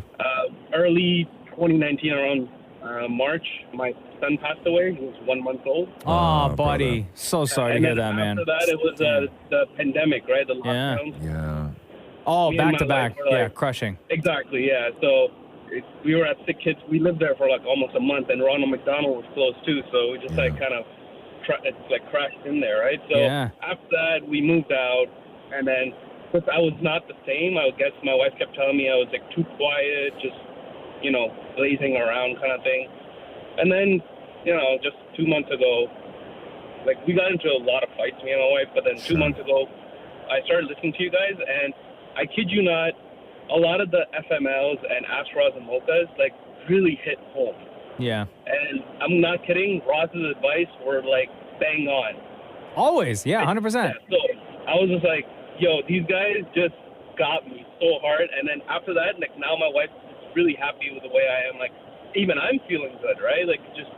I'm happy. And then the new job I actually started last week was my first day, right? And that was when I guess some lady called in and then asking if she should get a new job, even though it was a little pay and a little farther away, but she was really comfortable at her current job. And then Roz told her, no, go for it, right? Be selfish with that. In my old job, I was there for 10 years. And then made this jump, and now I'm really happy. Oh, dude, that's amazing. You have no idea how much your support means to us, and hearing your story breaks my heart, but also makes my heart like really happy to know and to hear that you're on your journey to happiness as well, man. Yeah, and I use that trick that I learned in the podcast where if I compliment Maury, he puts me on right away. What did you say? What compliment did you? By the way, if you can't hear, because you're as much as I love you, man, your phone is terrible. I don't know where you are right now, but it's actually. I'm driving a company car. They gave me a Jeep. But is your window open or like what's going on? No, okay. Everything is closed. I've never wanted to hang up on somebody I love so much before. Jesus, man. So you had said that you learned the trick, which is people have discovered that the trick to getting on the Roz and Mocha show and getting through to us is that when you call, you compliment Maury, right? Because Maury sometimes will be the one. Maury's always the one that answers the call that then says, "Hey guys, so and so is on line one," or whatever. What did you say to Maury? I just told him that I've been listening to podcasts and my view of Maury has changed a lot for the better. And he immediately said, "Oh, just one moment, please." But he was doing that. Why are you upset right now, Maury? What's the matter with you? Nothing. Yeah, that's how you do it, though. I'm sorry, Maury. I'm sorry. That's how you you. know what? Yeah, you don't have to apologize. He gets it. I always thought he was insensitive, but when he did that whole thing with your dad going to the grave and thing, I'm telling you that kind of put me over, and I started liking Maury after that. Oh, But man. then he did some other things where just kind of went back to zero again. Oh, no. Well, listen, man. Baby steps, right? From 0 to hero, back down to 0. Yeah, it'll be up again. Don't worry. Zia, we can't thank you enough, bro. Like honestly, like it means the entire world that we have your support and that we're such a big part of your day and such a big part of your life. Zia, much love to you, bro. Thank you so much. Much love to you guys as well. Aren't you gonna guys ask me who's my favorite? I'm just gonna say before we let you go, Zia, listening to the Roz and Mocha show and only discovering that we have a podcast 2 months ago. Between Roz and Mocha, who's your favorite? Hands down, pants down, Roz. My man. You know what, Mocha? I'm not going to tell you why because you always ask and it makes Roz feel bad. So just straight down Roz. And Shut up, man. Oh, okay. Well, now I got to know. No. So why? No. I will not because Roz has been my favorite and I give him much love and I'm not going to say any of those things like Thank you. Dude or anything like that. Shut up, dude. Shut up. Okay. Too late. Shut up. All right. Wow, you're a real fan. Bye. Zia, take care, brother. We love you, man. You as well. Take care. The Roz and Mocha Show podcast. Hey, welcome to the Roz and Mocha Show. What's going on? I'm not too bad. Just living the dream, you know. I hear you. What's your name? My name is Sarah. Sarah, welcome to the Roz and Mocha Show. What do you want to say? I just wanted to, in reference to your last caller, basically the only reason, well, one of the big reasons why I actually tune in is for Maury. So. Oh. Here we go. Yeah. You must have been so nice to Maury for him to put you through and to wait on hold for all this time. Apparently, but no, I think honestly Maury's just hilarious and he's truly genuine, so he's one of the reasons why the show is so funny. And you know, I wish there was more of him actually on the show. You just said you thought that Maury was truly genuine, and even Maury went, "What?"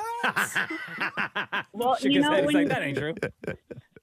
Well, when you know you do all the stunts and the kind of things that he does, you know, it takes a lot to, you know, be funny and be a true sport about it. And totally agree. He's really genuine about it. Aw, you are the best. Thank you so much, Sarah. No problem. Thank you. But, like, the real question is between Roz and Mocha, who's your favorite? Honestly, probably Roz. Oh, wow. That sounded from the heart. Yeah. She also said probably. Probably. Most people are like, the definitive answer is either Roz or Mocha, not, well, probably. Yeah, that's fine. If I have to.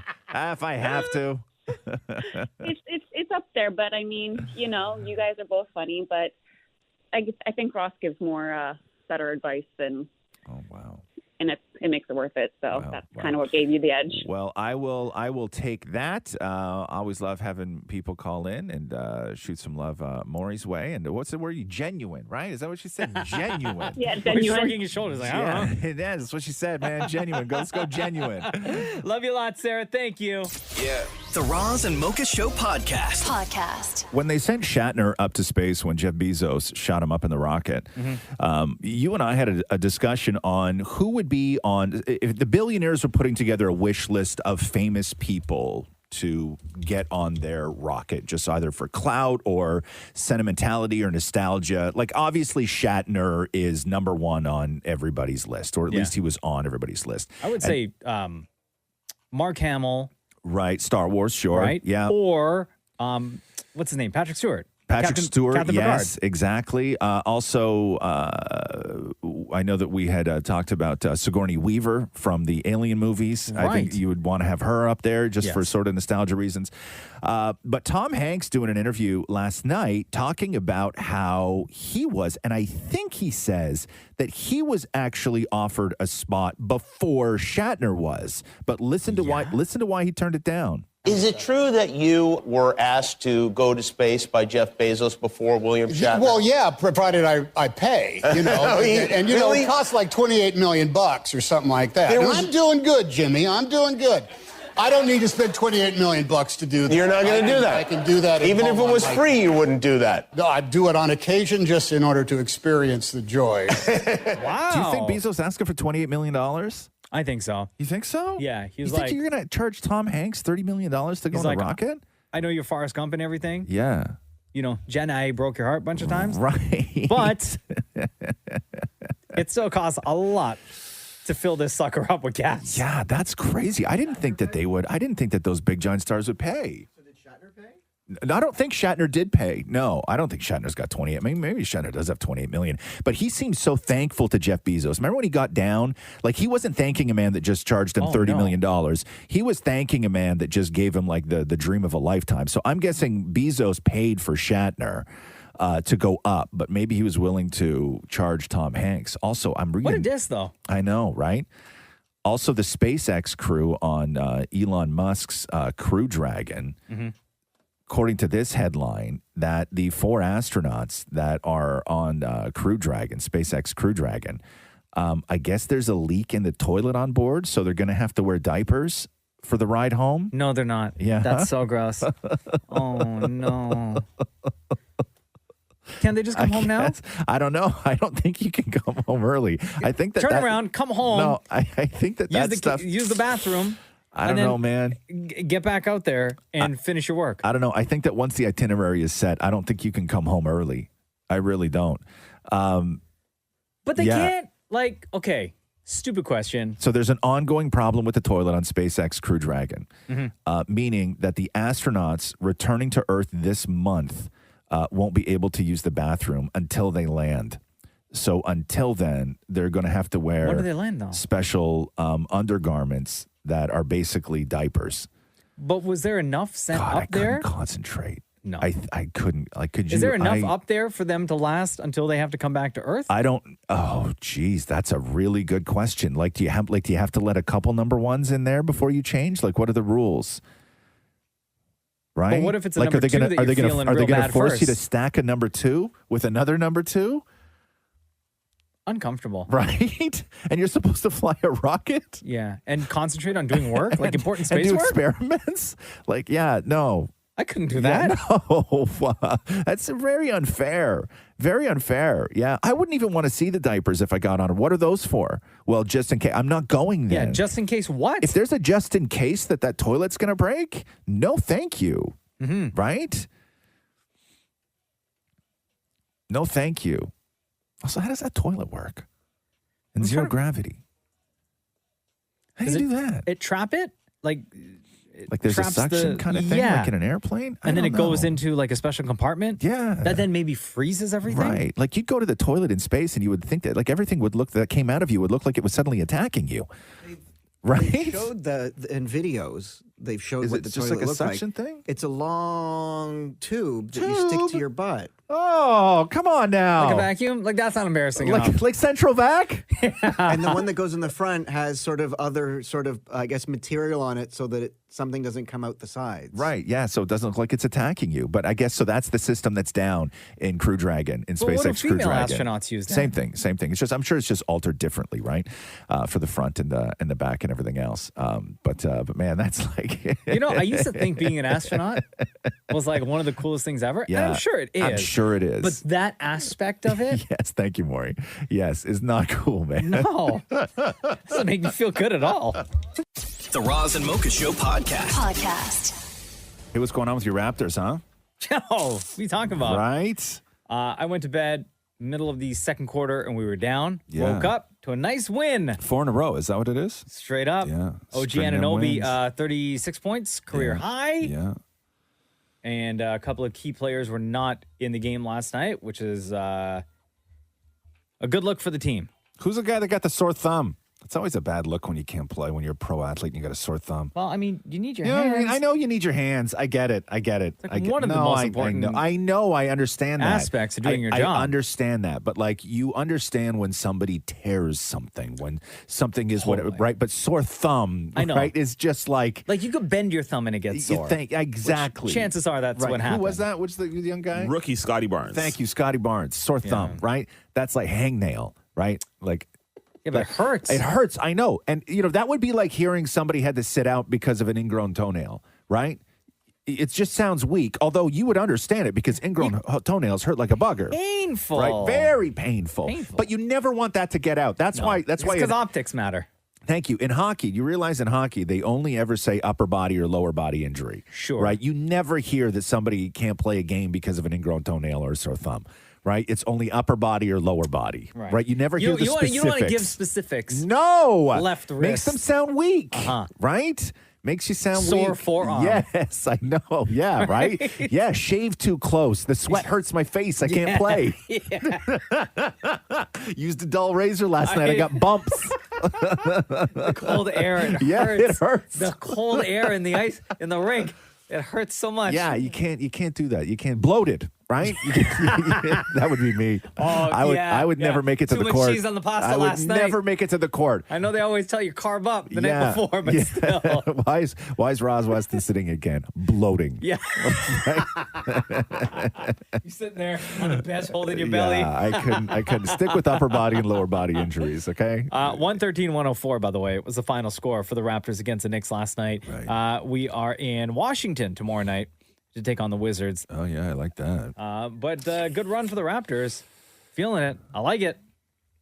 Whose birthday was it today that I was surprised about? Was or is? David Schwimmer. Oh, okay. Ross from Friends. Yeah. How old is Ross? Is Ross in his late 50s? I'm going to say David Schwimmer. Yeah. Ross from Friends is 57 years old. Okay, Maury? I was going to say 60. 60? See, I was surprised at 55. Because in He's the 55. show, He's 55. good for him. Yeah. In the show, they played that they were in their 30s. Right. Well, I guess they were. Okay. No, I thought they played their They played that they were in their 20s. 20s. Yeah.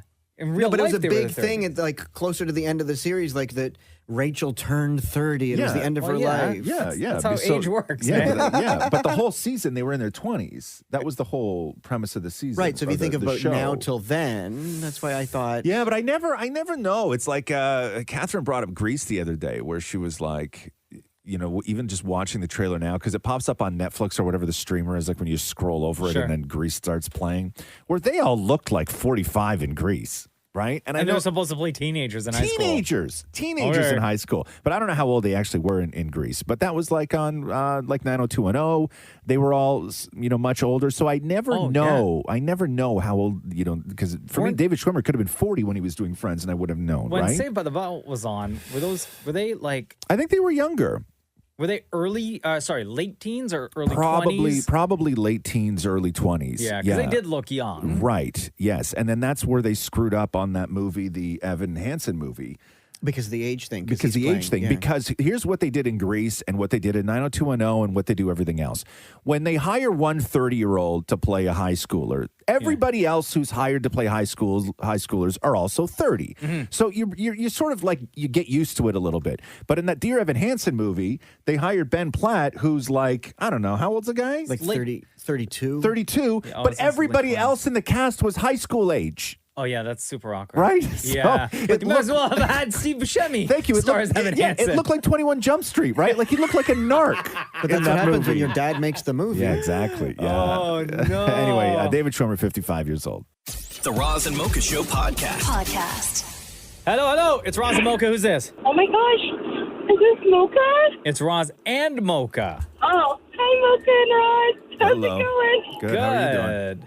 It's my 30th birthday today. Oh, well, happy birthday. Dirty 30. Thank you. Yeah. Do people still call it Dirty 30? Some people do. Yeah. Yeah. So what's your plan? I was just going to work today, but I had a party during Halloween and stuff. Oh, okay. Did you get like turned up? Yeah. Oh, nice. What was your drink of Party choice hard. to celebrate your Dirty 30? Blue Freezy. It was like a mixed drink. We didn't even get your name. What is your name? Oh, my name's Mimi. So now that you're on, what do you want to do? Well, I had a really specific question. Okay, go. When you guys always ask people who's their favorite, do you guys keep track? Do you Yes. have like a scoreboard? I do. Roz doesn't know. No, I don't. People have tried before, just based on like listening to every single episode of the podcast. But we've been doing this like since before the podcast even started.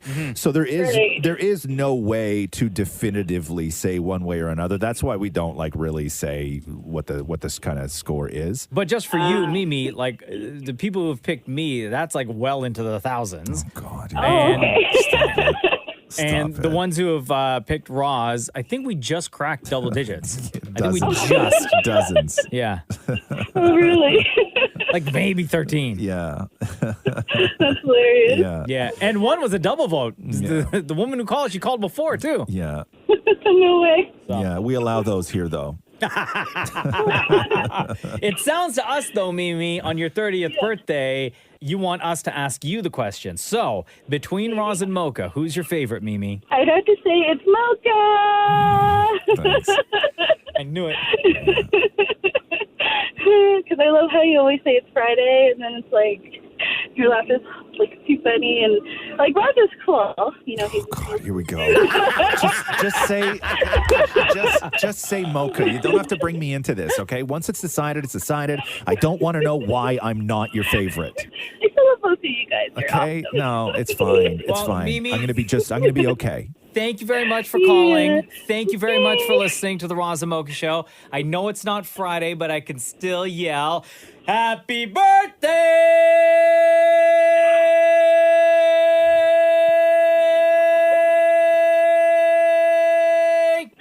Oh my God! Thank you so much. This is amazing. Love you lots, That's Mimi. what made my day. Love you guys too. Bye. Like, is this what we have to do now? We got to start performing for people when they say that they're your favorite? Like, is that what we're doing now? Like, no, just that's like escalated. be nice, I don't man. I am nice, but I'm like, I don't want to have to start like doing this whole song and dance when somebody says I'm their favorite now. It's not going to happen. Later, girl. The Roz and Mocha Show podcast. This crazy story about what happened at Disneyland in Shanghai, where one woman, she either visited Disneyland on Saturday or she was in contact with somebody who was there. They found there's one case in Disneyland in Shanghai, and just over 33,000 people who were in the park at the time. Chinese government shut down Disneyland with all 33,000 people still in there. Wow. Nobody was allowed to leave until every single person did a test. And then once you're negative, you got to leave. They just had 33,000 tests lying around. I guess. Or they had to bring them all in. I have no idea how it worked. But the exact number is 33,863 people who are locked inside of How Disneyland. long were they locked in there for? Hours. The happiest place on earth. Yeah. And you're locked in there. I don't know until if you you have could to. say Disneyland in China would be the happiest place on earth. I'm sure that's what they say, right? Right. But they had to all go through the process of getting tested. You get your negative result, and then you're allowed Jeez, to leave. man. But I want to know if it was That like takes too long. Like I want to know how the math even works on that. Like, how was long it does it? a PCR where they jab your brain, or was it a simple nose swab? I don't know. But And but like even just doing the math on that, how long would it take to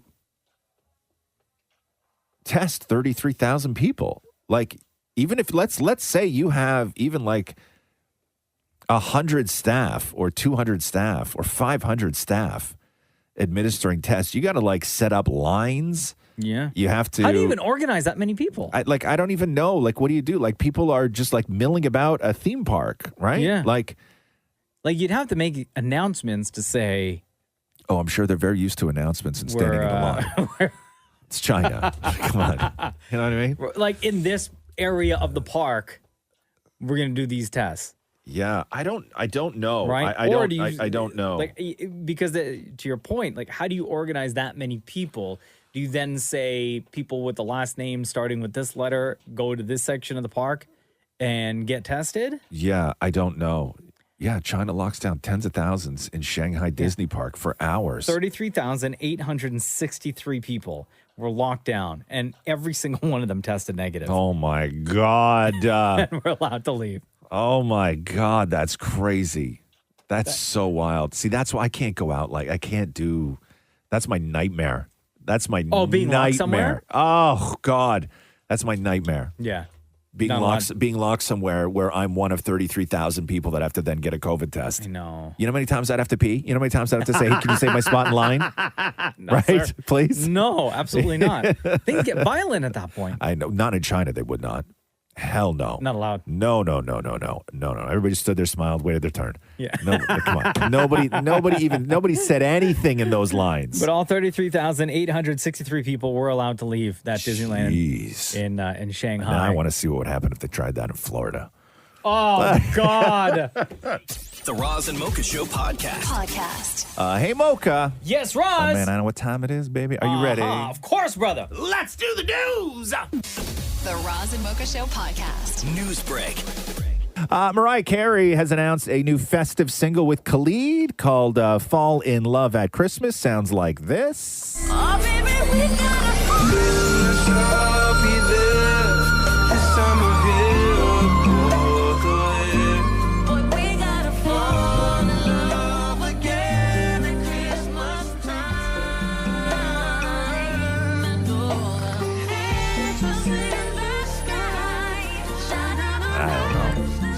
I don't like it, guys. I'm sorry. Not my favorite kind.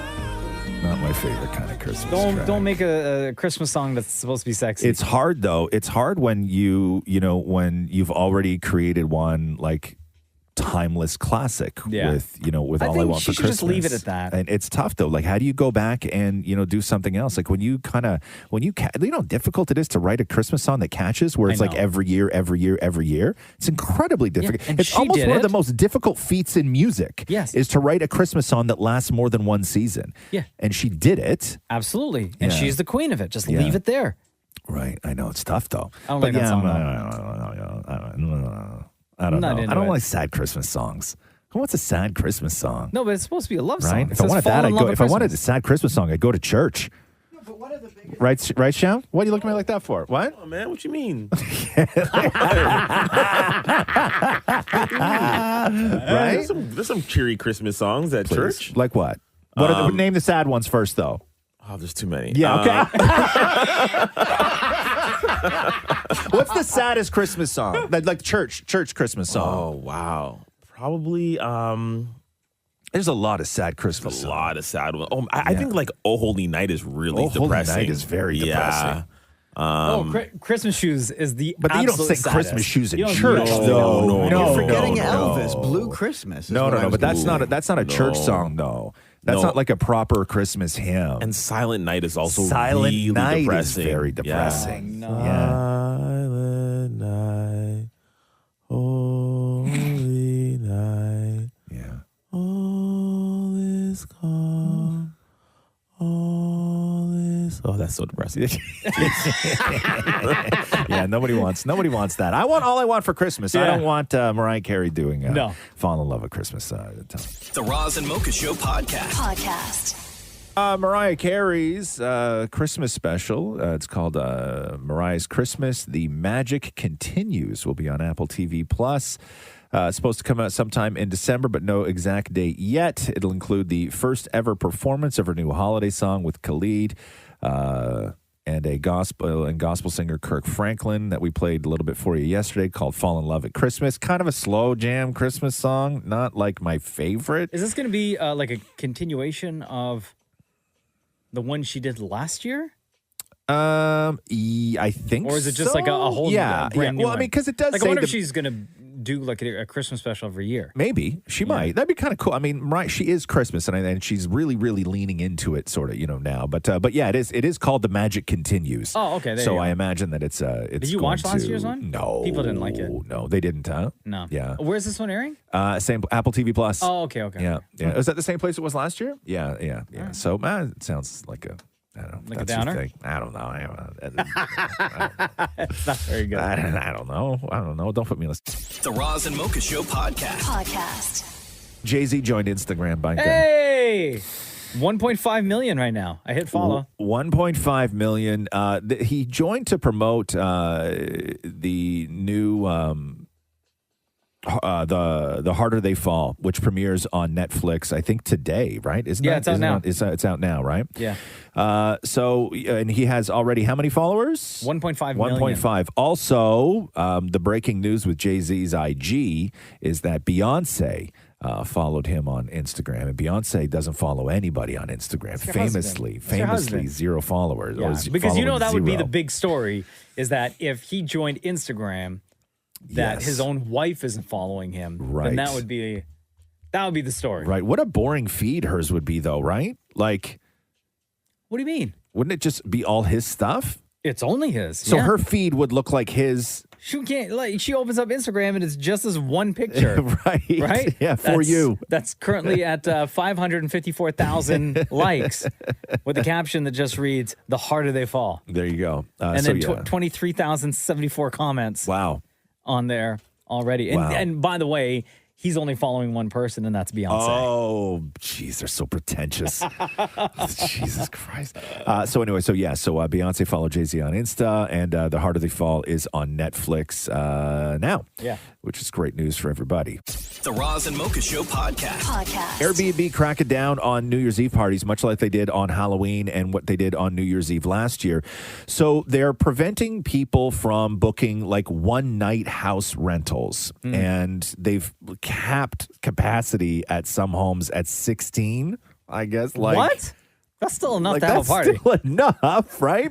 But they want to prevent people from having super disruptive New Year's Eve parties because that's sort of been me the plus way 15? that it goes. Thank we could you. make a lot of noise. But you can't just book for one night, though. That's the thing. You have to do a multi-night booking for a lot of these places that That's are. a party every night. Thank you. That's a lot of noise. So the Challenge accepted. Exactly. So the way that the algorithm works is that they look at people who are booking certain places, and then you have to be accepted or denied based on their rules from trying to prevent New Year's Eve parties. Yeah. Last year on New Year's Eve, 250,000 bookings were canceled because they assumed people were trying to book for the purposes of parties on New Year's Eve. But it's just me and 15 friends. 250,000 bookings. No, we just want to have a quiet night in, Yeah, exactly.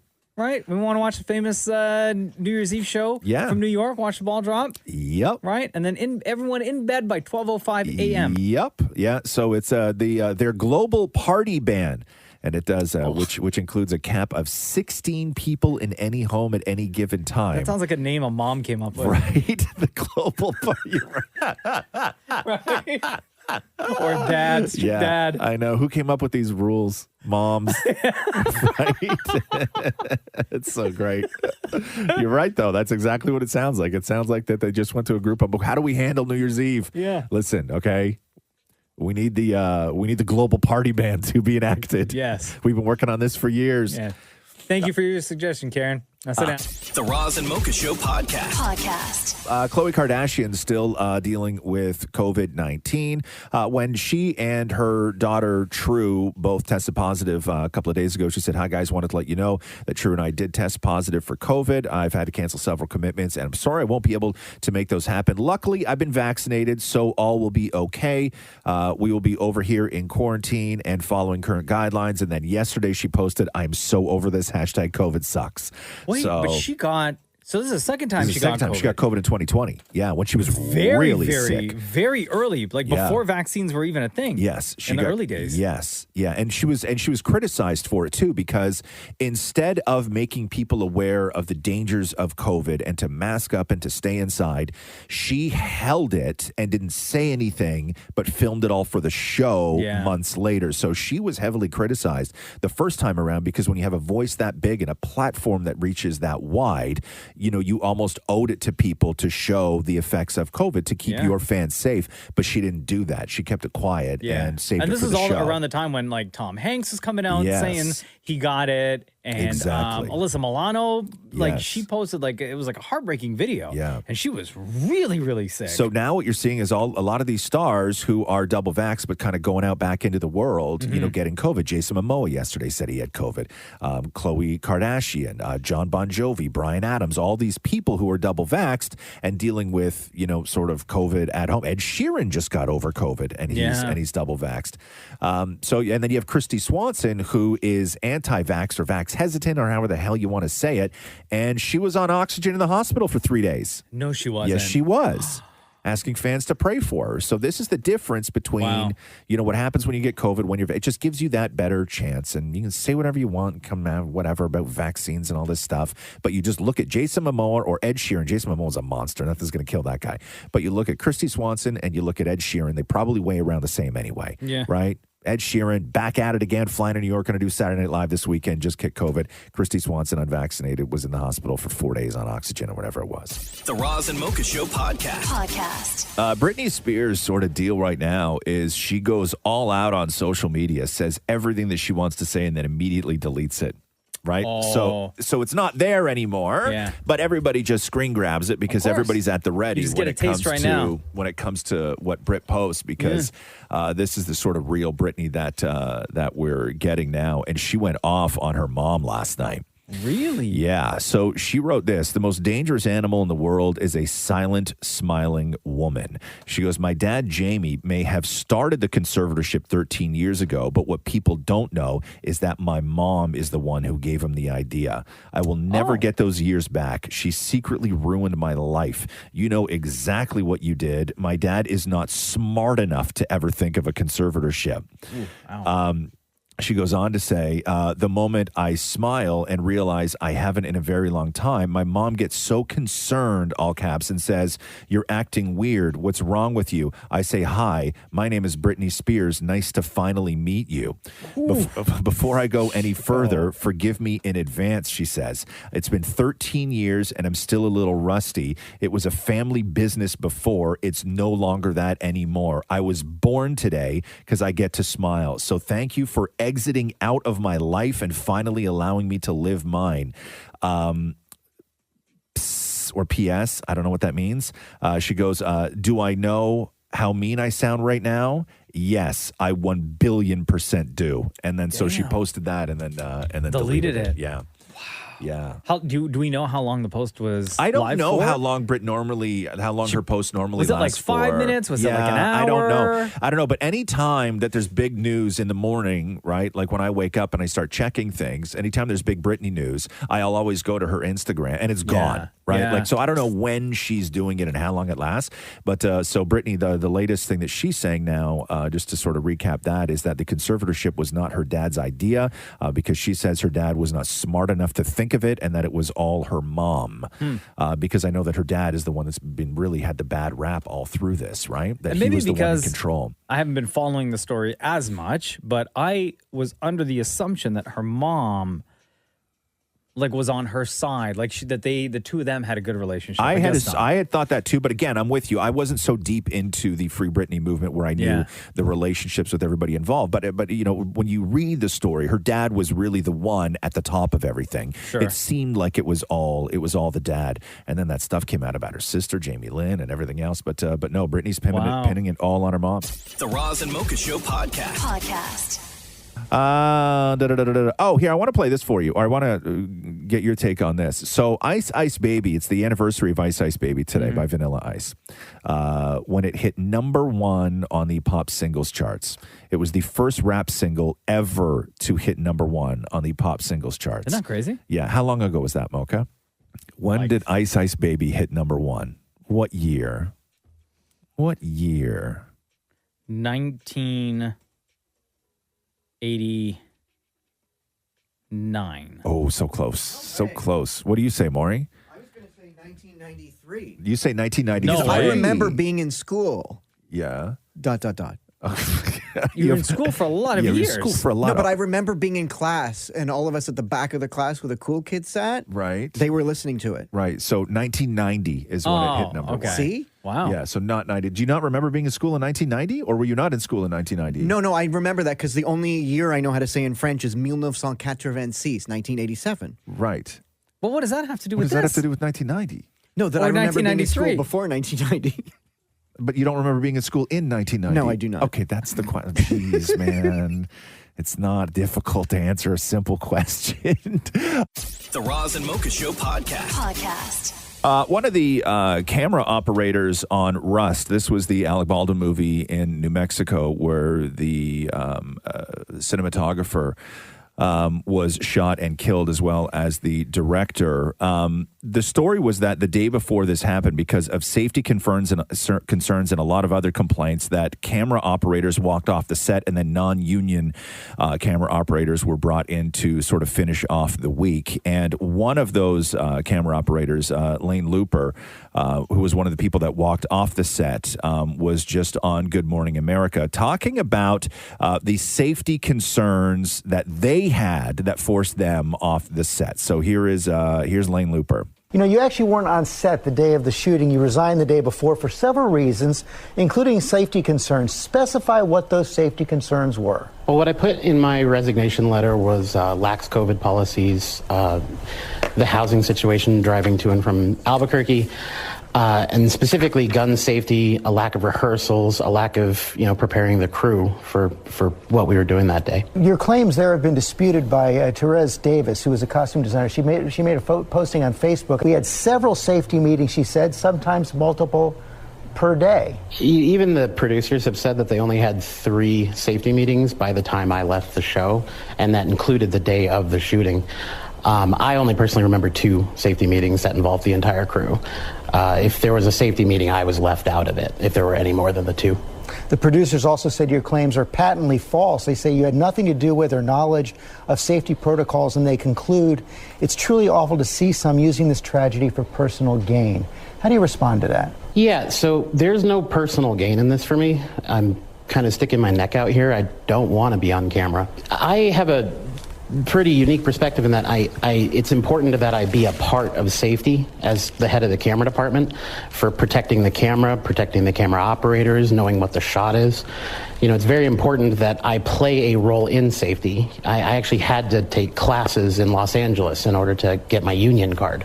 And part of that statement from the costume designer that they mentioned there, Therese Davis, she posted a bunch of stuff last night, and then Alec Baldwin actually reposted her statements on Instagram, where she did claim that there were several, sometimes multiple meetings a day when it did come to safety. She also says the story being spun of us being overworked and surrounded by unsafe, chaotic conditions is BS, is what she said. She said our assistant director never seemed flippant about safety. He may have in other shows, but he wasn't like that on ours. These producers who supposedly don't care about their crew have worked tirelessly alongside us.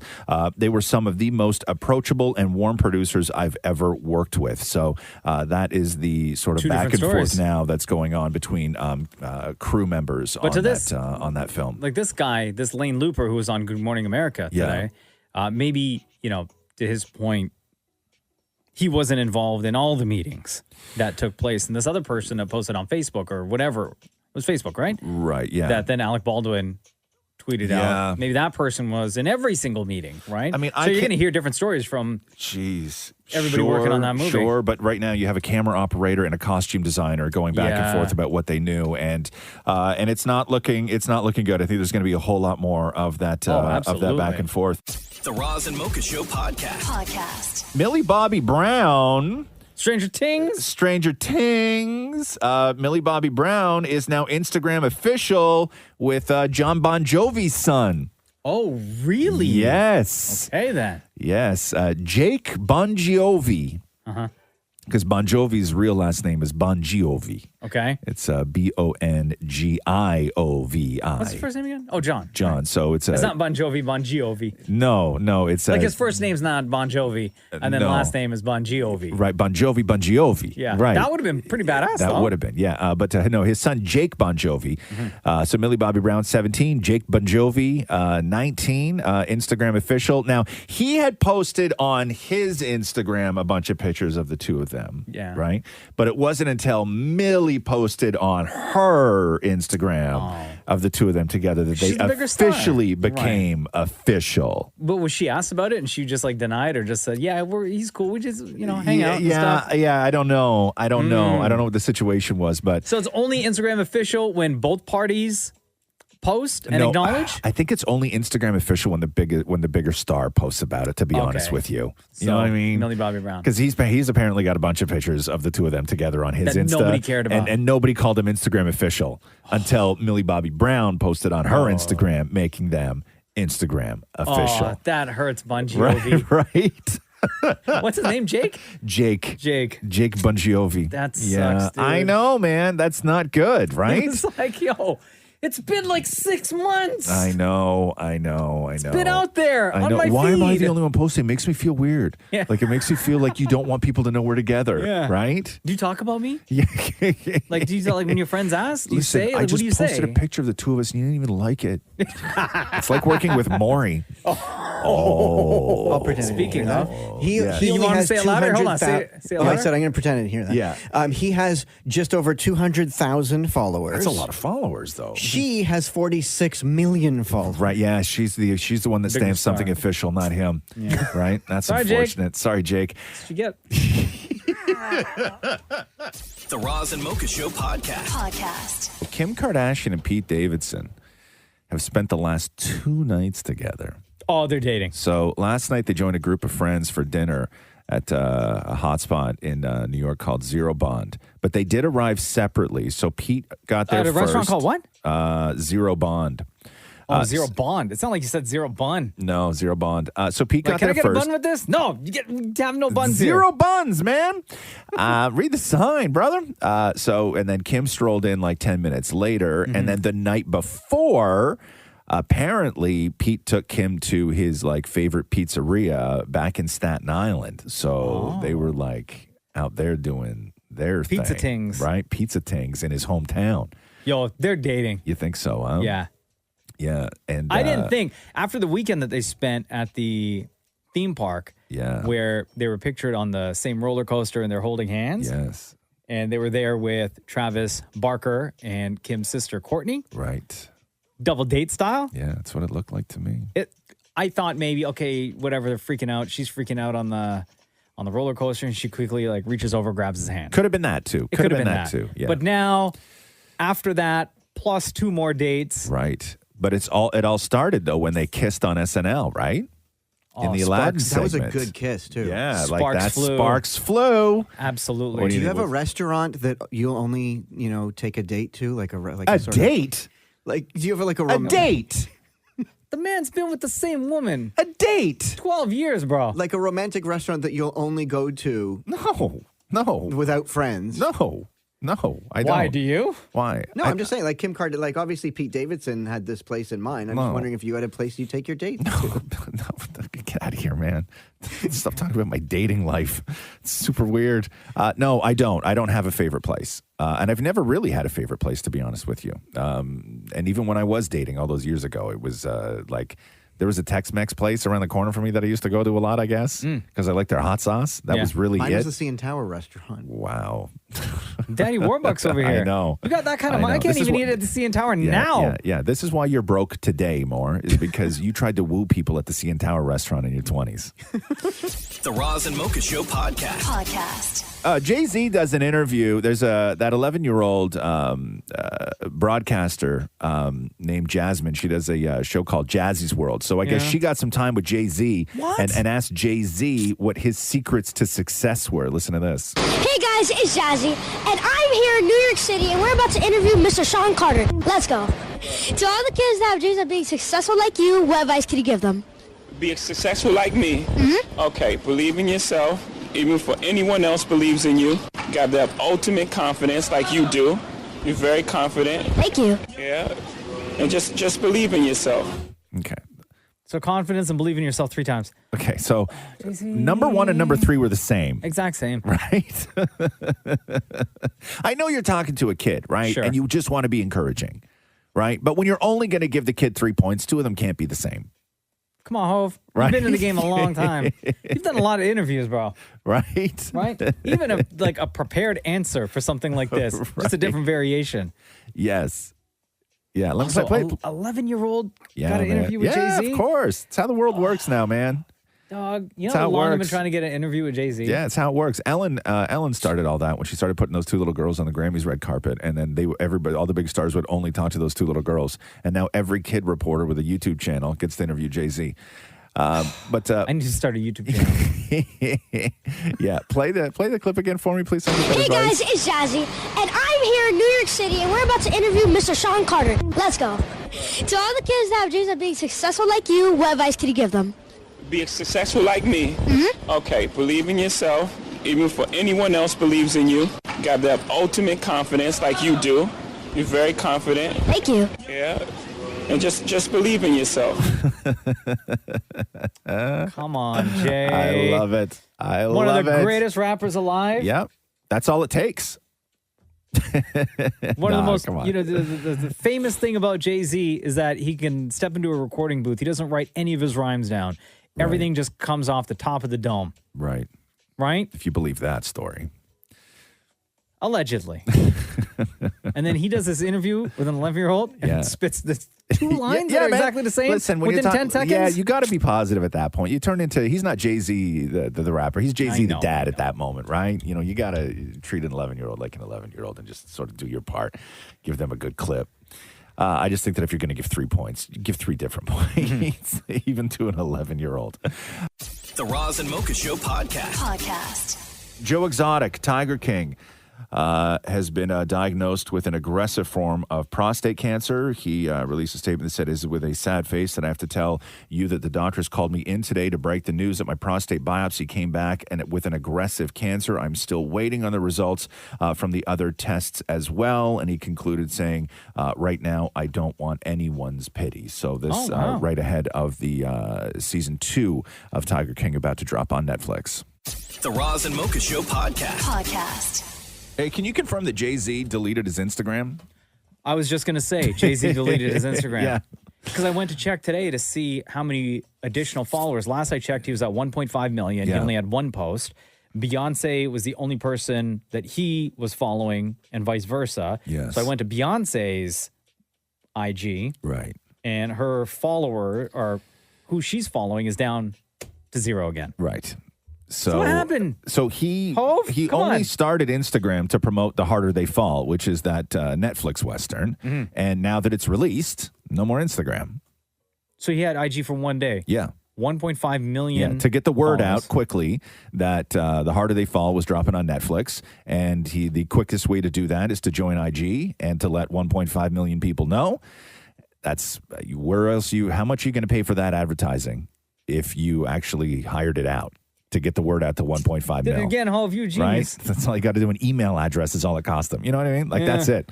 So, Jay-Z off Instagram. Do you think his his email address is like super simple? Yes. Like jz@gmail.com Yes. or hove@gmail.com. No, I think Maybe he's got all of them. No, you know what? I think he's probably got his own domain, like from one of his companies kind of thing. Like Sean.Carter@rocknation.com. Something like that. Yeah. This is not the real hove at yahoo.com. Exactly. Yeah. Maybe he's using one that like people rarely use. Or maybe, do you think that Jay-Z and Beyonce are that the kind of couple that like share an email address? You know, Like some B&J? Yeah, some couples do that, like when they have like a shared Instagram account. No, you don't think I so? don't think so. You don't think they're sharing an email? No. Actually, yes, because Beyonce got to keep tabs. That's true. Oh, Right. yes, right. After the elevator They may incident. not share, but she knows how to use his, right? Yeah. Could you imagine what Jay-Z's DMs look like in that first day? Oh. That's Ho, why. Ho, remember me? You know what I'm saying? Charisse from Brooklyn? Exactly, yes. Once the civilians can get a hold of you, and you got a wife with trust issues, right? Yeah. See ya. She probably Beyonce probably woke up yesterday and was like, "So the movie's out." Yeah. He's like, "Yeah." She's like, "You might as well just go ahead and just delete that IG account now." Yep. That's exactly it. The Roz and Mocha Show podcast. In the wake of cinematographer Helena Hutchins being shot and killed on the Alec Baldwin set of the movie Rust he was filming, Dwayne Johnson has vowed to do his part to make sure that this type of thing never happens again. This is Dwayne talking to Variety. First of all, I was heartbroken when I read that. And it was the kind of story you read and you're like, wait, am I reading this right? Did this really happen? You know, we lost a life. So my heart goes out to her family. And as we move forward, I think that there are new protocols and new measures, safety measures that we should take, especially in the wake of what just happened. Any movie that we have moving forward with $7 Productions, any movie, any television show, or anything we do or produce, we won't use real guns at all. We're going to switch over to rubber guns, and we're going to take care of it in post. We're not going to worry about the dollars. We won't worry about what it costs. Because then I will tell you too, also, you know, I love the movie business. There are safety protocols and measures that we have always taken in the movie business that we take very seriously, and these sets are safe sets, and we're proud of that. But accidents do happen, and when something like this happens, this magnitude, this heartbreaking, I think the most prudent thing and the smartest thing to do is just pause for a second and really re-examine how you're going to move forward and how we're going to work together. So rubber guns for Dwayne Johnson moving forward, doing Smart everything move. in post. The armorer on the set of Rust is also now coming out to say that it might have been sabotage, where somebody deliberately. That's one of the things that she's claiming now, that somebody might have deliberately put a bullet in the gun. So that's how fast the story is changing with that. That's so sad. Yeah. The Roz and Mocha Show podcast. Green Bay Packers quarterback Aaron Rodgers is going to miss the game on Sunday against Kansas City after testing positive for COVID-19. Now, ESPN reports that Rodgers had petitioned the NFL to have, quote, an alternative treatment count as vaccination, but the NFL denied his request and considered him unvaccinated since the beginning of the season. And he was asked if he was vaccinated, and his answer was, yes, I've been immunized. So people assume two things. One, he just said he was vaccinated in a weird way. Or two, he had COVID and then felt that he was immunized from already having COVID, that he built up the natural immunity to it. So that was part of the answer. There is no vaccine mandate for NFL players. Okay. And only a handful of stadiums actually require fans to show proof of vaccination to go in. Vaccinated players who test positive and are asymptomatic can return after 2 negative tests a full day apart. Unvaccinated players who test positive, on the other hand, are required to do a 10-day isolation. So what's he going to do then? 10-day isolation. Oh, okay. Right, mandatory 10-day isolation. Because he only said he was immunized, not vaccinated. Right, correct. So, so it might not have been any different had he been vaccinated and still got COVID. Like it may still have wound up being 10 days. Yeah. But as it is right now, it's mandatory. Even if he comes back with a negative test tomorrow and is asymptomatic, he still has to take the 10 days. The Roz and Mocha Show podcast. Andy Cohen was on The Talk yesterday and talking about Real Housewives of Dubai, because they just announced Real Housewives of Dubai. Yeah. So listen to a little bit of this conversation. It starts off just sort of general talk about what life is like in Dubai and what the show is going to be like. But at the end, Jerry O'Connell asks a question about one of the rumors of a potential housewife who already, as we know, lives in Dubai. And listen to Andy Cohen's reaction to this. The Real Housewives are going international. They are going to Dubai. I mean, I have been to Dubai, Andy. It is Vegas on steroids. So what is this cast going to be like? And how are you going to pull this off?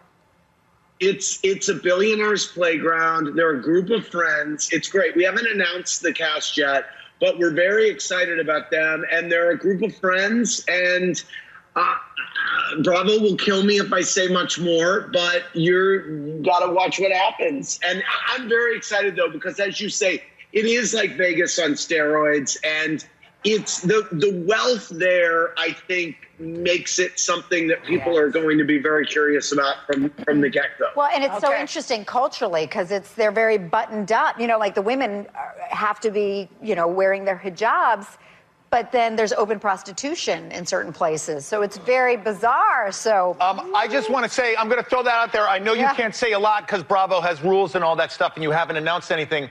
But Lindsay Lohan does live in Dubai. Real Housewife potential. Maybe, Andy? Come on. Let me tell you something. It's a good idea, Jerry. It's a good idea. Hold on, Lindsay Lohan on Real Housewives of Dubai? Yeah, because she lives in Dubai, right? So what he said was that it's a really good idea. Oh, but he didn't say yes. Well, no, he didn't say also yes, didn't but say no. Exactly. Huh. Why else would they do Housewives in Dubai if you didn't have a marquee name? Yeah. Right? Why else do that? Like, I understand, like, the sort of allure, and it's like this sort of opulent, billionaires playground, as they were talking about, and the cultural differences. You want to see how that money plays out. You want to see how that money plays out. But do you do that show if you don't have a name attached to it? I don't know if you do, to be honest with you. And it'll get people talking. If you have a name, somebody like Lindsay Lohan. Right. It'll get people talking and watching, So, really. so that's what a lot of people are talking about. The Roz and Mocha Show podcast.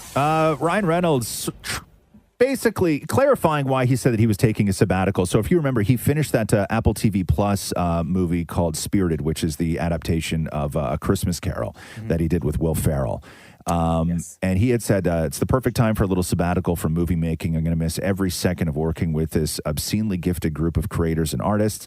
And then when he was at an event, I believe last night, talking to the Hollywood Reporter, he confirmed by saying, I'm just trying to create a little bit more space for my family. And then he goes on to say, you really don't get that time back. So he's got 3 little kids. Yeah. And as far as how long the sabbatical goes, could be a year of just not making movies. But I think he's just got so many projects out like that have still not come out that I don't think that you'll even really notice that he took a year off, to be honest with you. Yeah. This isn't like sounding... next week is the Red Notice movie that he's in with Right. Gal Gadot and The Rock. Yeah, on exactly. Netflix, right? And then he's got this one coming out. So he's still got movies coming out. He's just not going to take any jobs for a little while. The Roz and Mocha Show podcast. And now it's time for Ask Roz and Mocha. Time to get through some questions that you've been asking. First, we're going to head to the phones. Hello, Anita. Hey, how are you? Good. Welcome to the Roz and Mocha Show. How are you doing today? I'm good, thanks. What is your question for the room? Okay, so my question is, if you could remove 3 minor inconveniences from your life, what would they be? Well, what's your answer? What are your 3? Okay, so my first one is I would love to never have hiccups again because they hurt, and I'm like a screaming hiccuper. Same, girl. Oh, really? Yeah, Roz, when Roz hiccups, it sounds like he's about to take his last breath. Yeah. Are you the same way, Anita? Yeah, pretty much. Like they just like screech and they come out and it's like a mix of a scream and a like high pitch or it's not fun. Oh yeah. Because like when Roz does a hiccup, his like yeah. But that's just sometimes when I drink like a can of Perrier or something. When I actually have the hiccups, it is far worse. It's really? far worse. Worse than that? Yes, yeah. What does it sound like? It sounds like is that. It a quick burst? It's or is demonic. No, it's demonic. It's a long like inhale. It is a long, yeah. My husband says he has reverse hiccups. Which is what? For some, like I guess, like he blows out. Like, what does that mean? Every time he hiccups, he's like, you see, they're backwards. No, backwards would be. Yeah, that's no. what he does. That's you still suck in on a hiccup. You suck in on a hiccup. Reverse would be you exhale on a hiccup. Like take a breath in, now make the hiccup sound. Yeah. Yeah. Yeah, that's how you spread COVID.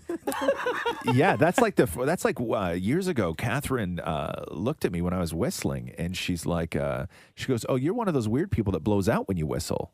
And I go, "Excuse me?" She goes, "Well, everybody blows in when they whistle."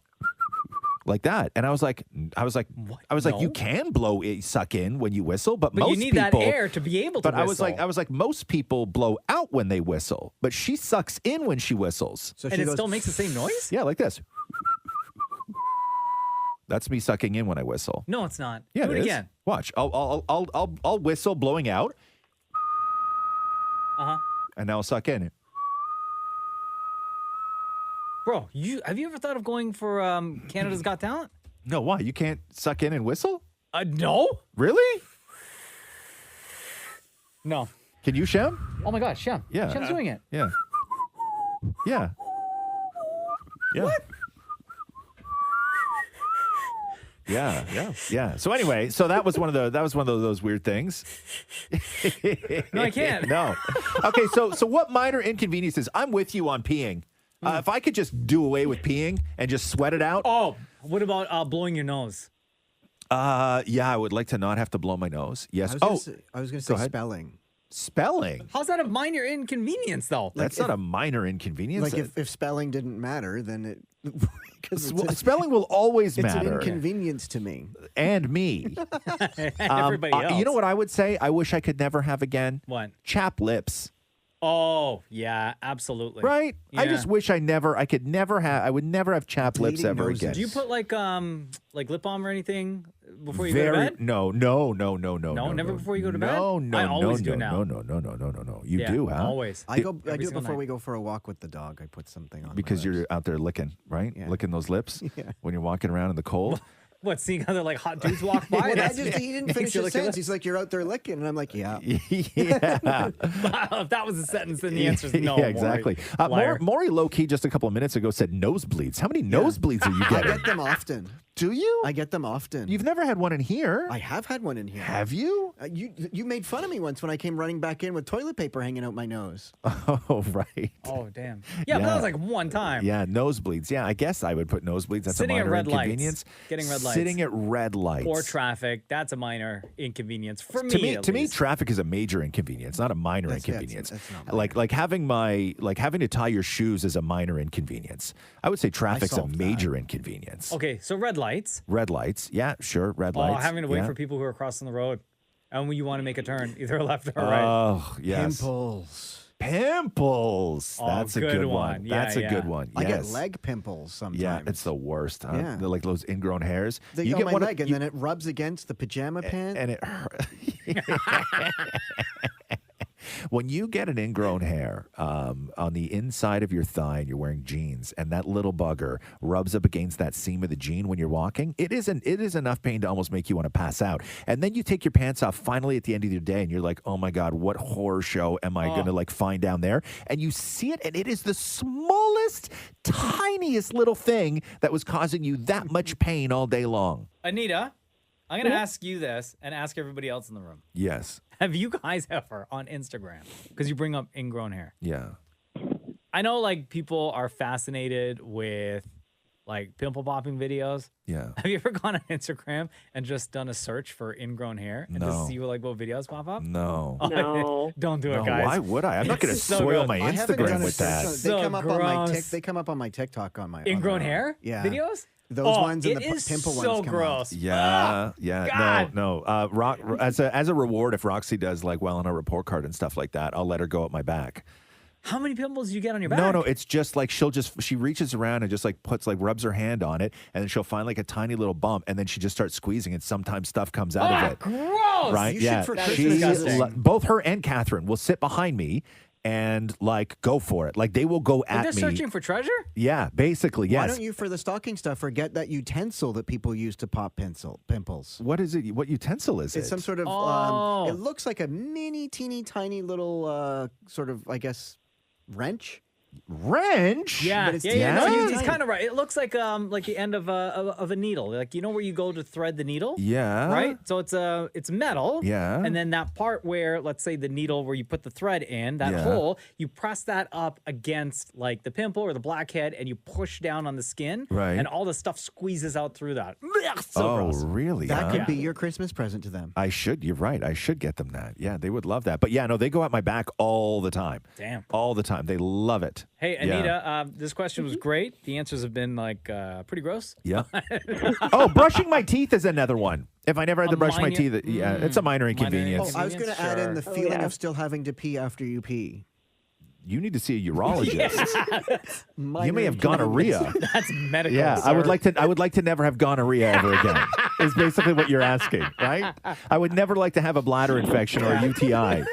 Better watch your extracurriculars. Yeah, it's because you don't change your underpants more. You probably lived with a UTI for most of your adult life and just don't know it yet. No idea. That's why you get all them nosebleeds. Yeah. Yo, Anita, thank you so much. We love you, girl. Thank you guys. I love you so Thank much. you. Take Love care. you Have a good lots. day. Bye-bye. You too. Bye. Toronto luxury fashion brand. Oh, That's this question. that's their handle? Yeah. Interesting. I wonder if it's probably just a way for us to shout them out, right? Yeah. Toronto luxury fashion brand. If you can go back in time to change one moment in your life, where would you go and what would you change? That is such a broad question. My God. Oh, Like you automatically I don't think know like if I would, money though, things, to be right? honest with you. Mine's not a funny one. It's a serious one if you want it. Sure. The time that I told my friend Lorne that I was gay and he told me to get out of his car and drove away and never ever spoke to me ever again. I would change that and I would stand up for myself and have, said something and acted What would you have differently. said? But what would you, so you told your friend Laura, you guys were driving around your car in his car. Yeah, we used to drive around. How old? We were how like old the were best you? of How friends. old were you? I would have been like 16. Okay. And we used to love listening to Buju Banton. Okay. So you guys driving around listening to Buju Banton. He had it on right? CD and he was driving his Okay. dad's Lexus. Right, and you're feeling particularly gay this day. Yeah. Okay, right? I don't know. So you decide to what while you were there bonding with your best friend? Yeah, and you decide. we were at a red light, and I just said, I have to tell you something. You need to know I'm gay. Yeah. And he was like, can you get out of my car, please? Really? Wow, no like full discussion. That was like the one That thing was he it. said? Yeah, he's like, can you get out of my And then car, you never please?" talked to him again. Still to this So we've you never got spoken. out of the car and he drove away. And he drove away. So here's my question though: what would you have done differently though? Not get out of the car and said, well, let's talk about this. Okay. But he was like, for him, that conversation ended when you said what you said. So I feel like you But I opened continuing. the car door and I listened to him. I could have easily have not opened that car door. What would he have done? But what do you think would have gone Yeah. differently, though, is what I'm asking.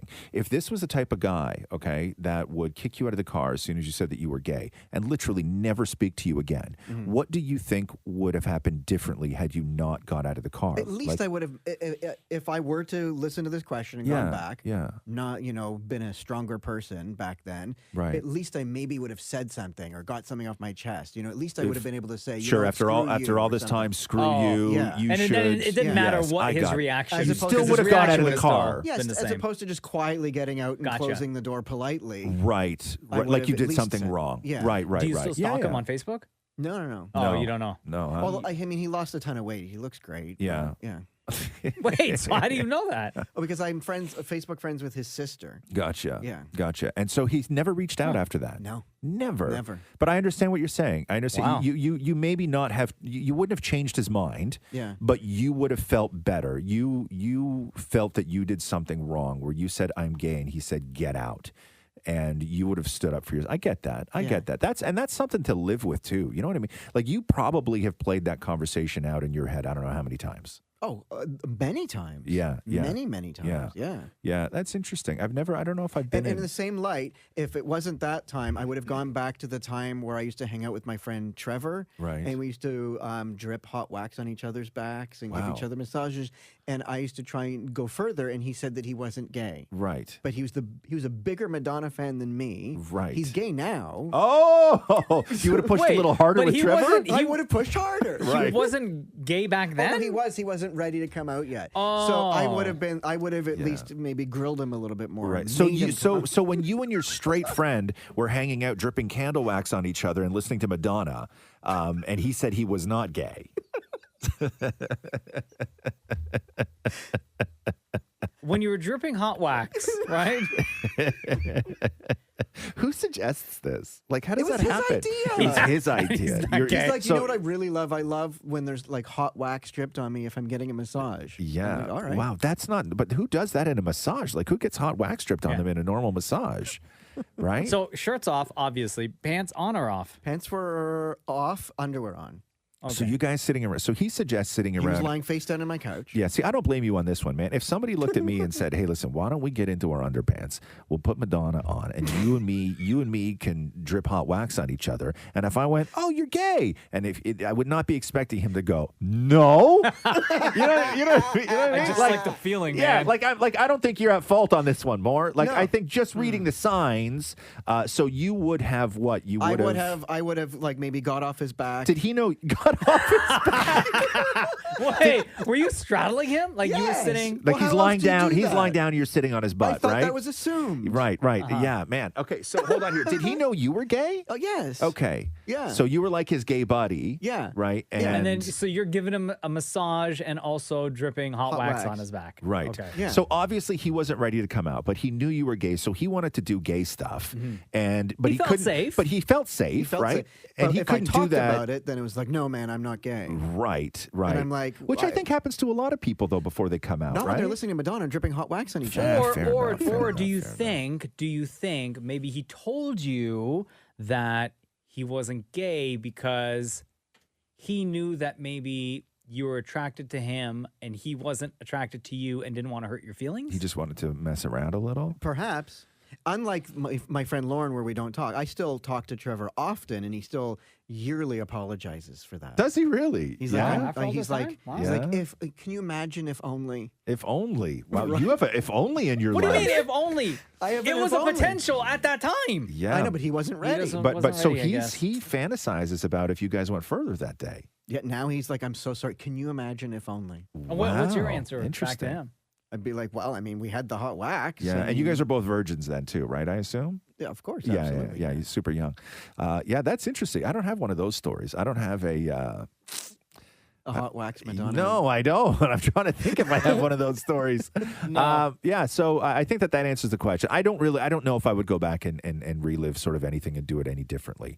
Certainly, I don't have those moments like Maury did where I was replaying a conversation where I wanted to stand up for myself over the years. I don't know. Do you have anything like that, Mocha? No, No. because I Hot look at my wax life. story? Huh? You don't have a hot wax? No, because I look at my life now and I would fear that if I went back to change anything, You'd even mess it like up. the smallest thing, that could have consequences which may not lead my life to this point Thank you. now. Thank right? you. So That's don't what I know if- fear most. Yeah. I wouldn't I'm- want to mess. I wouldn't want to mess Yeah. with that. Don't want to I mess know, with the there timeline. are those, but there are often times that I agree, you don't want to mess up what you have now, but there are times where you're like, I would have done this differently. Of course, yeah, but I don't know if it's worth it to go even back and fix still, that though. You do something differently, and it could still affect the It's outcome Back of to your the life Future right now. effect. It's the Back to the Future Yeah, effect. like what if you stood up for yourself in that car that day? And because you stood up for yourself in that car that day, you built the confidence that you got years later, very early on, and maybe you're not with Matthew anymore. Right? Or if Hot Wax got, I would like if something You would be happened, with I'd him. Be with him. Yeah, you guys would still be burning each other with candles.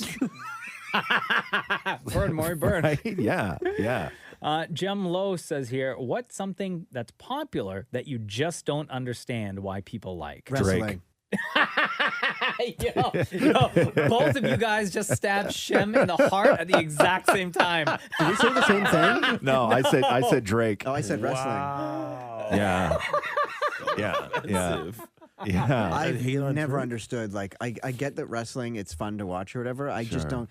My God, people are really into it. It's interesting though, and I know that we've leaned very gay on this podcast, but it's interesting that you wouldn't find anything enjoyable about wrestling, like because to me aesthetically, it's sort of Not the WW one, but Yeah. like the what do you call it? The MMA stuff. Yeah. like the UFC. That's when they're sexier. actually hurting each other. You find that sexy? I find that sexy. You but do. the wrestling one, But it they're just in seems both- a little bit more. In both, like, they're both stagey. still kind of wearing the same style It's hot of guys outfits, rubbing on each other, right? Like oiled up, Yeah. swole. For some reason, the UFC ones are sexier. Right, Like maybe- those guys are real. Right. Okay. Interesting. That's interesting.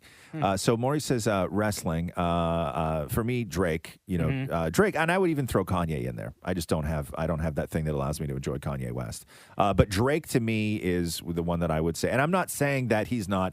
Like, here's my thing, right? Is that I'm not saying that I don't think I'm not saying that he's not good. I'm not saying that he's not talented. All that stuff, right? Like, incredible artist. But when it comes to art, there are just things that some people will never fully understand, right? And for me, I don't know how anybody really enjoys listening to Drake. Much like people will never fully understand how somebody would sit and enjoy choosing to listen to speed metal, right? Sure. You know what I mean? Because it's loud. Yeah, like I don't make sense to the ear. Yeah, I don't see it. Like when I listen to Drake, I don't hear songs. I don't hear music. I don't know what it is. It is an art form, but I don't hear music when I listen to Drake. I don't know why somebody would find that enjoyable. They do, and that's awesome, but I don't get it. You know, it's interesting. I would think that Drake is probably the one artist that most people would say that they hear. He's the one hip hop artist that people would say that they do hear music and melodies from. There's a lot of hip hop right now. A lot of that like mumble rap stuff that I'm with you. I don't get it. It doesn't suit my ear whatsoever. But I think Drake is sort of the antithesis of that. No, but I don't understand the appeal of Drake. Oh, like just Drake music or Drake just in general? Drake music. I don't understand the appeal. Like I don't particularly I don't find it easy to listen to.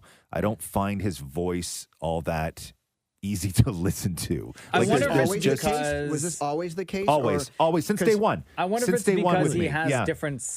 so many different styles, and hearing them kind of back to back, or hearing them in the way that you hear them, it just your brain, it doesn't register. No, you but know what I mean? Yeah, like I've heard other people in hip hop who don't have that sort of popularity as Drake does, right? Yeah. Where when I'll listen to somebody else and I'm like, this to me is good. That is not good, right? Like I guess it's what people are interested in and the sort of styles that people like. But I just don't get it. Like I've never I've never willingly listened to a Drake track. What about the whole "Call Me on Your Cell Phone" one? That's a good song. Even me, I'm like meh. Like I think it's just not for me, right? It's not for me. So one of the criticisms that I hear a lot, especially for people who live in Toronto, is that Drake is highly overrated because people in Toronto just treat him like a deity, treat him like a god, right? No, in a lot of ways. I don't. And we hear him a lot. But I don't think Drake is overrated. I think Drake is perfectly rated based on the amount of fans and sales and everything else. Like I don't think he's overrated. I think that there's a lot of people who are overrated, but I think Drake is probably perfectly rated because people who know that world and know that music look at him as something special. And I don't know, I'm no expert in that world. I just sort of know art when I like it, and I know art when I don't like it. I don't think that that's a very polite conversation to have. I mean, right? But here's my thing: is that Drake as a thing, and it's funny that you brought that up. Drake as a thing. I like Drake as a thing. As a ting, right? Yeah, I do. I like how he is he's the gentleman of that world. Oh, right? Big time. He really is. And I have so much respect for that. I have so much respect for, there's so much ugliness in all genres of music, but there's so much ugliness in hip hop historically that it's easy for people to say that genre of music is inappropriate because of, this event, this person, and this person. And I think that the more popular that Drake became, Drake never lost being a gentleman. And I think that he's good for hip hop. I think he's great for the industry. And I think he's a fantastic example for people. He's also very self-aware. Yeah, no, completely that's self-aware. Absolutely self-aware. He is the epitome of a anti-hip hop. That's exactly. Yeah. Right? Yeah. That's and the best way to say it. That's what I like about him, is because he came into the game not as your typical hip hop storied backdrop and he never played it up like he was this other thing where as a hip hop fan you're kind of used to that story, right? He didn't have a 50 Cent background, you know what I mean, where he was shot up a bunch of times and then started writing music. His story has remained consistent the entire time. And then other artists who had that kind of storied background would still want to work with him, right? Right. Because he was the anti-hip-hop, but he still made great music. Because he has a good Jewish mother. Yeah, and upbringing has a lot to do with it. He couldn't lean on the streets, right? No, like not there's at a lot of sort of hip hop. And that's what a lot of people were like trying to clown on him for. Yeah, absolutely. And he still like rose above and became like the biggest artist in the world. But he never tried to fake street. And I think Never. that's what I respect most about Drake is that it's very easy because a lot of people who want to get into hip hop, they want to get into the life, not necessarily the music. But I never got the sense that Drake wanted to be a pop star. I always got the sense that Drake wanted to be a CEO. Yeah. You know what I mean? Where Big time. and this was the sort of avenue that he was going to do it. Like music, although he was great at it, I always just got the sense that he always wanted more. And it wasn't necessarily more money or more clout or more fame.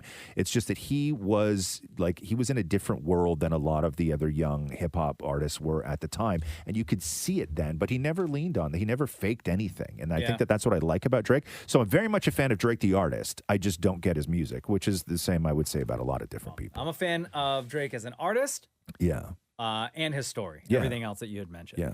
I was going to add pecan pie to this thing. I don't even remember the question. Oh, the question is, what's something popular that you just don't understand why people like? Yes.